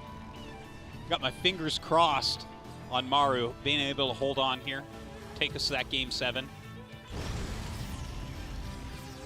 Honestly, I think the map is perfectly fine for Maru to fight against TY on, because what you were saying is kind of true. TY is, I guess, overall been maybe outmaneuvering Maru a little bit in his victories, right? Yeah.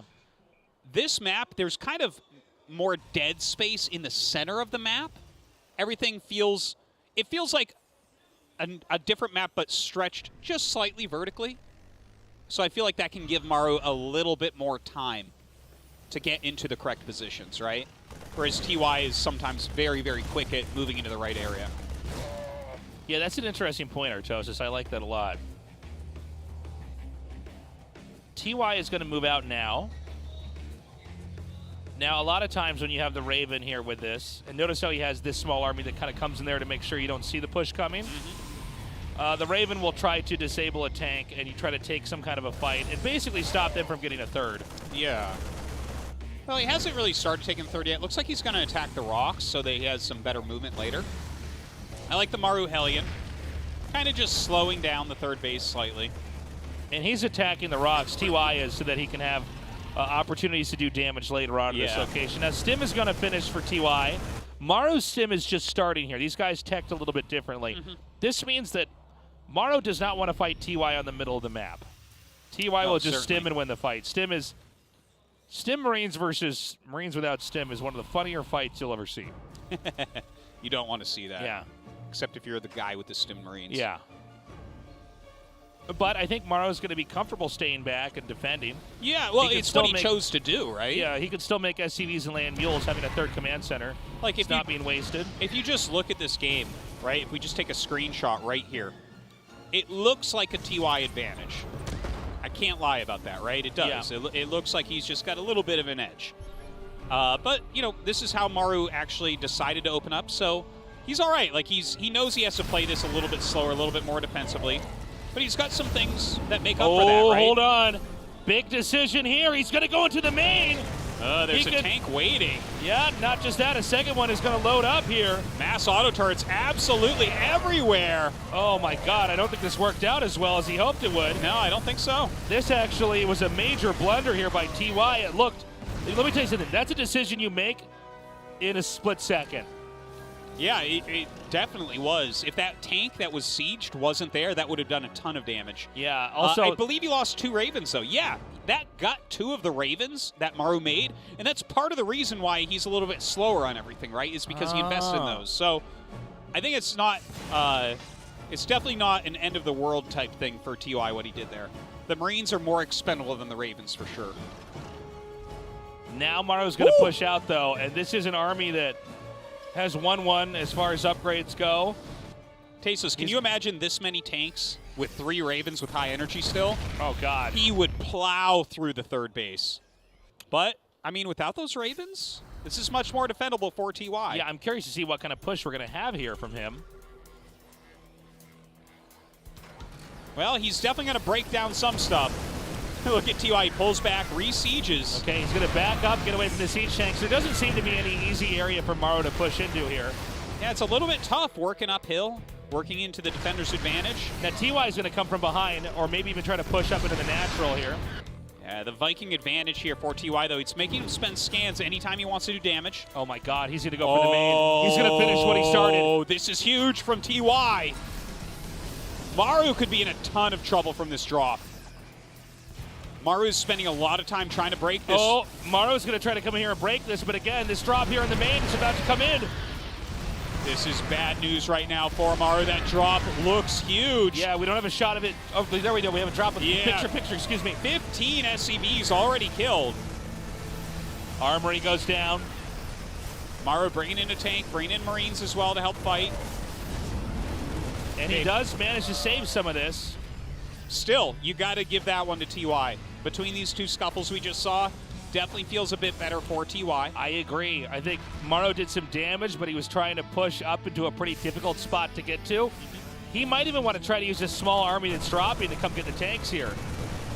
Oh my God, it's continuing to deal a huge amount of damage here as well. Picking off another tech unit as it comes in. And he just veers into the main because he took out the 2 Vikings. There's the no Vikings to try to help defend. All right, Maru going to bring up 2 of his own medevacs here to help fight this off. And he will do so. Finally it's held, but now Maru's losing his tanks. This is a very tough position for Maru. Against any other Terran on Earth, I'd give him high chances to come back. Is he going to be able to do it against TY, though? This position for TY looks magnificent. Maru has lost so many important assets in these fights. He's lost all of his tanks, or at least most of them. He lost medevacs, he lost Vikings. He lost all of his Ravens, I believe, at this point as well. Yeah, that happened earlier, too. Oh, it's damage, man. And now there's going to be, especially with +2 attack and +2 armor coming in here, I think TY's got a real opportunity to try to take a fight. But again, you never want to count Maru out. Well, I think from here, you know, Maru does have that really well-placed sensor tower. If he sits very defensively, I think he can hold on, right? And, I mean, 200 supply is a great equalizer. I think he can reach it. He's got his 4th base in decent time. Big part of the problem, though, are these Liberators forcing those tanks on siege. Look at this, TY running in, spreading his Marines so well, picking off 3 of the tanks. The 4th tank going to go down, and this 3rd base of Maru might have to lift. Okay, Maru going to move around now, going to the left side. The command center is having to be relocated, but the Vikings are going to try to shoot it down before it can. It looks like TY might be ready to take on this attack over here as well from Maru. Maru's stimming and now diving, but TY sieging up and stimming himself to drive him away. Uh-oh. Maru trying to save this command center, and he actually does. I don't know how he saves all his command centers. This is pretty wild. TY pushing forward here, wants to start to siege the main base, and definitely will be able to with help of those Liberators. And now SCV's Marines are going to be pulled. He wants to try to take a fight over here. Oh, God, with the reinforcements coming up for TY, I don't know if this ever work? He's going to go for it. SCV's here to tank damage. Oh, my God, I don't know, Tasus. Here we go. He does stim and push in. A huge spread here as well, trying to take out all these siege tanks, losing a lot of his SCVs. Oh, my God, he did it. He clears them. But look at the supplies here. TY still has more. And TY is growing more on the lower side of the map. Definitely big deals. Something to mention, TY definitely winning in a lot of ways. He did not start 3-3. In fact, he's had to remake his armory. He lost it, I believe, during the siege tank push. So his upgrades are not going to get a whole lot better than Maru's. That's a really important thing to mention as tanks get knocked out. Okay, it's coming up. Oh, Maru trying to reposition here, trying to hold TY back. Oh, man, that was a lot of losses there for Maru. TY starting to really reach up here. He's going to be able to get this top base over at the top. And from there, there's not going to be any bases that he's mining from. Oh, this could be a game ender right there. He's pushing these tanks forward. Tons of scans going down on both sides, but how many scans do you really have? Oh, he's got siege tanks up here. The planetary is under a real threat right now. All right, Maru going to stim and spread. He gets in there. He's trying to pick off these tanks. Gets one of them, gets two of them. He's still hanging Holds on. If TY overextends too much, Maru could start to come back. Maru needs to get these tanks into a better position. TY up on the high ground as well as setting tanks up on the far left. Oh, man. TY he's tightening the noose right now. His position is so spread. It's so difficult to break. TY knows if he pushes this base here, he wins the game. That's right. Not just the game, but the GSL Championship. Yeah. Oh, the planetary's taking damage. I think TY might have this. TY. I think Maru's got to give up that position, Tasus. You are not breaking that. He cannot break it. Yeah, he's going to lose the planetary. Well, he needs to go to the south and make something happen like he did in Game 2. Except win it, unlike in Game 2. Good job actually taking out this tank over here. He's going to try to come around. There's just not enough anywhere. TY going to come in here again with another fight. TY retreats, seeing the position is not ideal. Picking up some good units. He's taking out these tanks. Dude, yeah, he's picking up like 3 tanks, a Liberator. Really nicely done by Maru right there. But he is way down. He's down 30 supply right now. Another big victory, though. Taking out the 3 tanks here will free up the 12 o'clock spot as well as the one in the center. But TY will go for a huge drop in the main, and this appears to be the only undefended location on the map. Oh, actually, he is dropping out and spreading. It looks like he's going to try to hit this third base. Maru out of position here for a moment. Does bring up his tanks, brings up his Marines as well. Maru has enough. He drives them away. Maybe the main was a better shot. Now Maru winning this fight down here in the bottom. Is TY losing control of this game? TY definitely still has the advantage, but he was denied from the main. There's a good amount of missile turrets there. Maru starting to move down the map. Maybe he smells some weakness after TY fails on a couple attacks. Occasionally, TY will spread himself too thin after hitting too many locations and not succeeding. But right now, TY turning back around. He's still up 24 army supply, but sometimes that isn't the big difference maker. It's more about position with the siege tanks. Where do you have them? Are they in the right spots, or does Maru find a way in? Okay, he's coming in now. Sieging up. Maru's going for it. Oh, that one doesn't quite work out. He does pick off 8 tanks. Oh, God, look at this arc of tanks down here on the bottom. Oh, but the Liberators come up. Look at this. The stim in from TY as well. Beautifully done by TY. He's going to come in here and close this fight out. It's just a few siege tanks left. GG! TY has done it. He is the GSL Season 3 Code S champion. A ridiculous feat here from TY. His second GSL Code S win of the year. Easily the leader in the EPT points, in the GSL points, in everything this year in StarCraft 2. Taking down his nemesis, his rival in Maru, and winning another championship. I will say it, that's the best finals we have casted. The games were so good, so back and forth. Just incredible play here from TY. An amazing game there to finish it off. TY showing such strength, but you can't have a win like that without an opponent like Maru. Wow. Just amazing play from both sides. What a series. Each of the games were so different from each other as well. We're going to have an interview now. Andy, go ahead. Oh, sorry, it's going to be here in a second, guys. Here we go. Just incredible. I can't believe how well he played. I know. Just outstanding. Player of the year, easily. All right, let's go to that. Wow, interview TY, now. you made history today. You're a caster and a player. And you have been able to fulfill both jobs so well. And you beat Maru today, the toughest opponent ever. And you lifted the trophy. How do you feel? Well, you know, whenever Maru goes to the finals, he never loses. I realize that. But today my condition was good, my form was good. And I think I was most of all very lucky.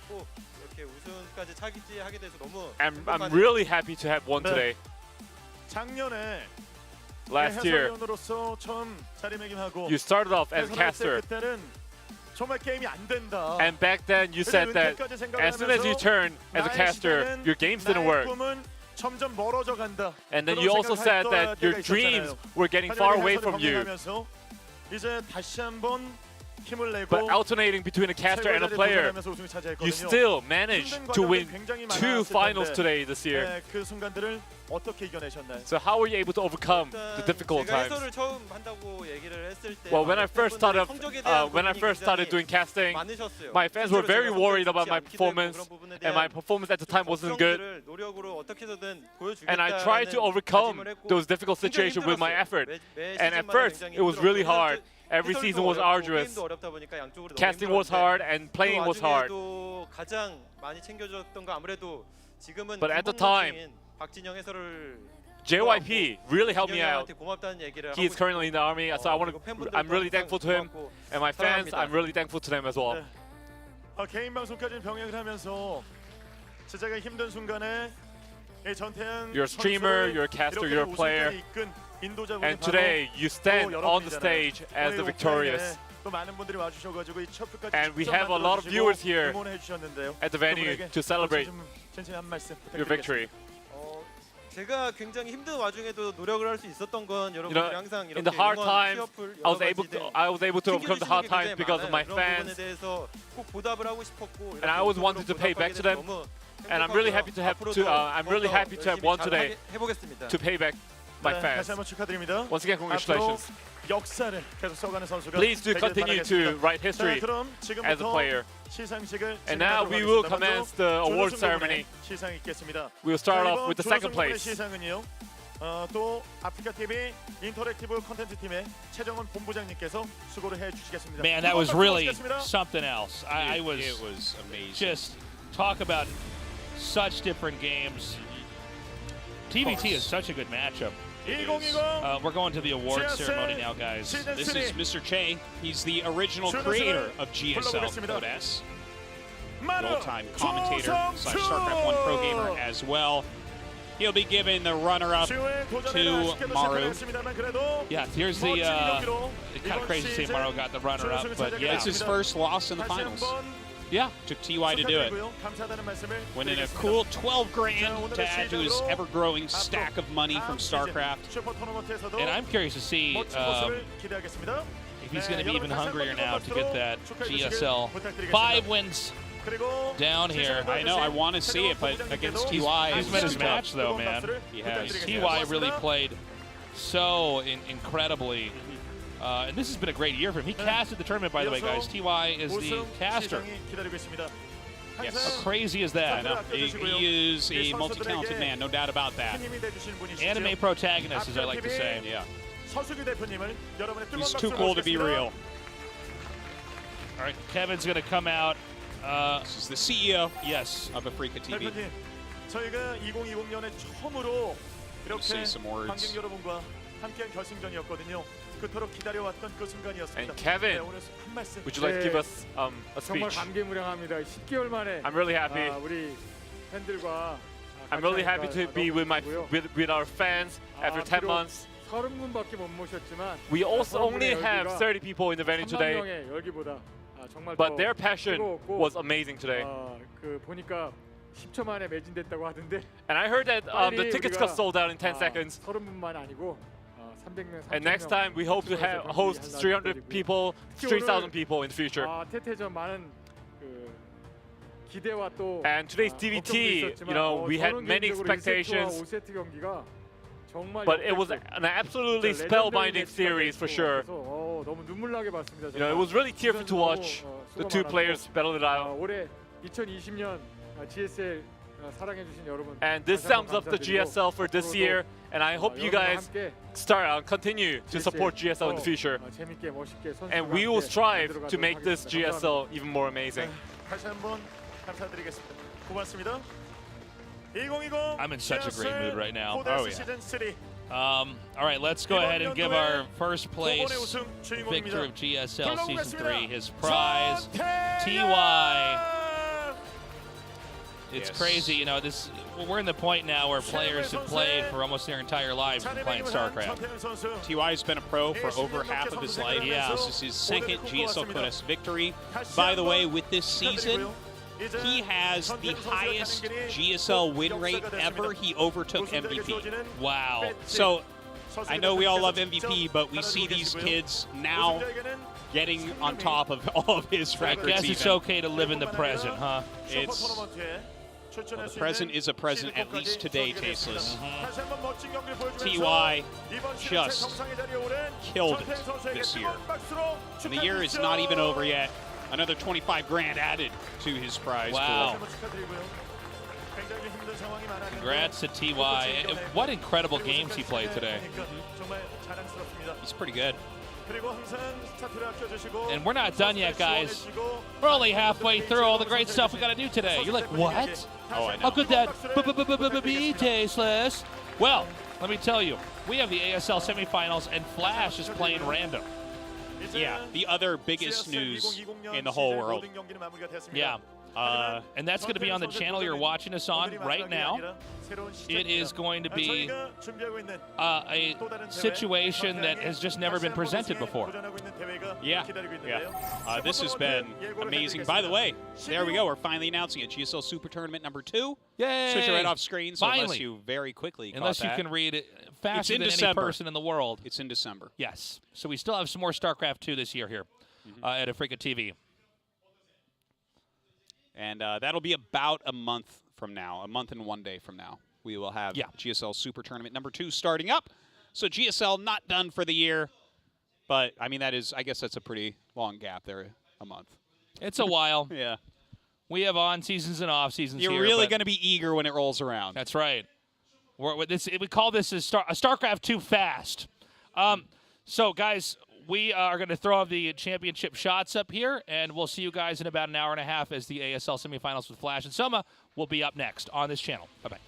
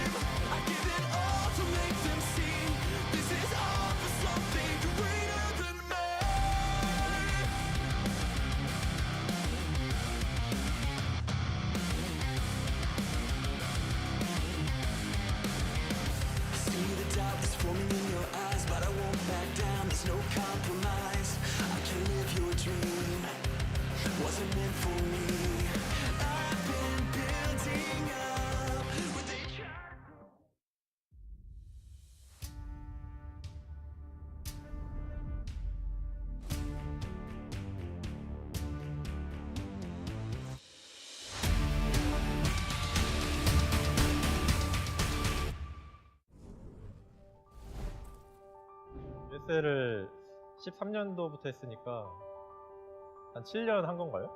저한테는 죽을 때까지 못 잊을 기억인 것 같고 굉장히 좋았던 기억들을 갖고 군대에 가기 때문에 그래도 만족해요. 이 정도면.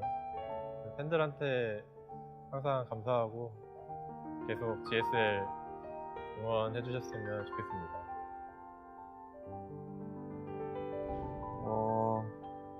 최선을 다하도록 하겠습니다. 코로나 때문에 해외 대회가 좀 취소도 되고 뭐 안 열리는 것도 있긴 한데 저는 근데 또 해외 나가는 건 별로 안 좋아해가지고 나쁘지 않은 한 해였다고 생각하고요. 뭐 연습하고 준비한 만큼 성적이 안 나와서 그래도 올해는 준비하는 만큼 성적이 나온 것 같아서 좀 제 자신한테도 뿌듯하고 다음 연도에는 더 열심히 해서 항상 좋은 모습만 보여드리도록 노력하겠습니다. 또 내년 시즌이든 또 분명히 성적이 날 거라고 믿고 있기 때문에 그래도 올 한 해는 열심히 살았던 것 같아요. 이제 내년에는 이제 건강 관리 잘해서 좋은 성적 낼 수 있었으면 좋겠어요. 저 스스로도 게임을 계속 할 수 있는 이유를 찾은 해인 것 같아가지고 되게 뜻 깊은 해였던 것 같아요. 후호도 이제 분필인데 나이도 많고 한데 이제 성적이 괜찮았잖아요. 그래서 저도 수호만큼 성적을 잘 내보도록 노력하겠습니다. 개인적으로 일단 올해가 약간 마지막이라고 생각해가지고 좀 남다르게 임했는데 좀 아쉬운 한 해였던 것 같아요. 저 개인적으로.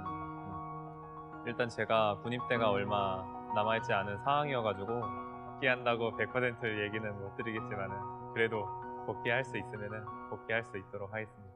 팬들한테 제일 무서운 거는 그냥 시즌이 끝나고 은퇴라든지 군대라든지 그런 것 때문에 되게 싱숭생숭하실 텐데 저는 이제 군대가 해결이 됐어요. 다른 선수들과 달리. 전혀 걱정하지 마시고 제 경기만 지켜봐 주셨으면 좋겠어요. 특히나 새로운 얼굴들이 매 시즌마다 올라오는 해인 것 같아요. 내년에는 또 어떤 경기가 GSL에서 나올지 또 누가 올라올지 기대해 주시면서 내년도 함께 해주셨으면 좋겠습니다. 제가 군대 다녀오면서 기다려주신 팬분들도 있고 2021년에는 좀 더 좋은 모습으로 찾아뵙겠습니다. 제가 그 전에 프로 생활을 했을 때는 한 번도 못 들었거든요. 그래서 이번 연도에는 GSL 뚫어가지고 되게 기뻤던 것 같아요.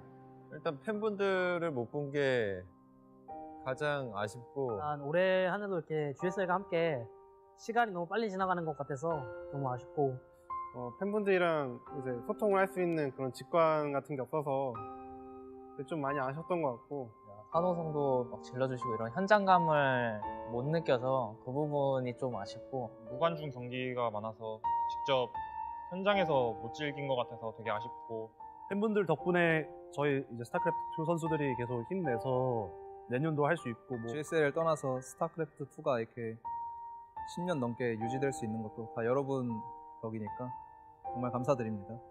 사랑합니다.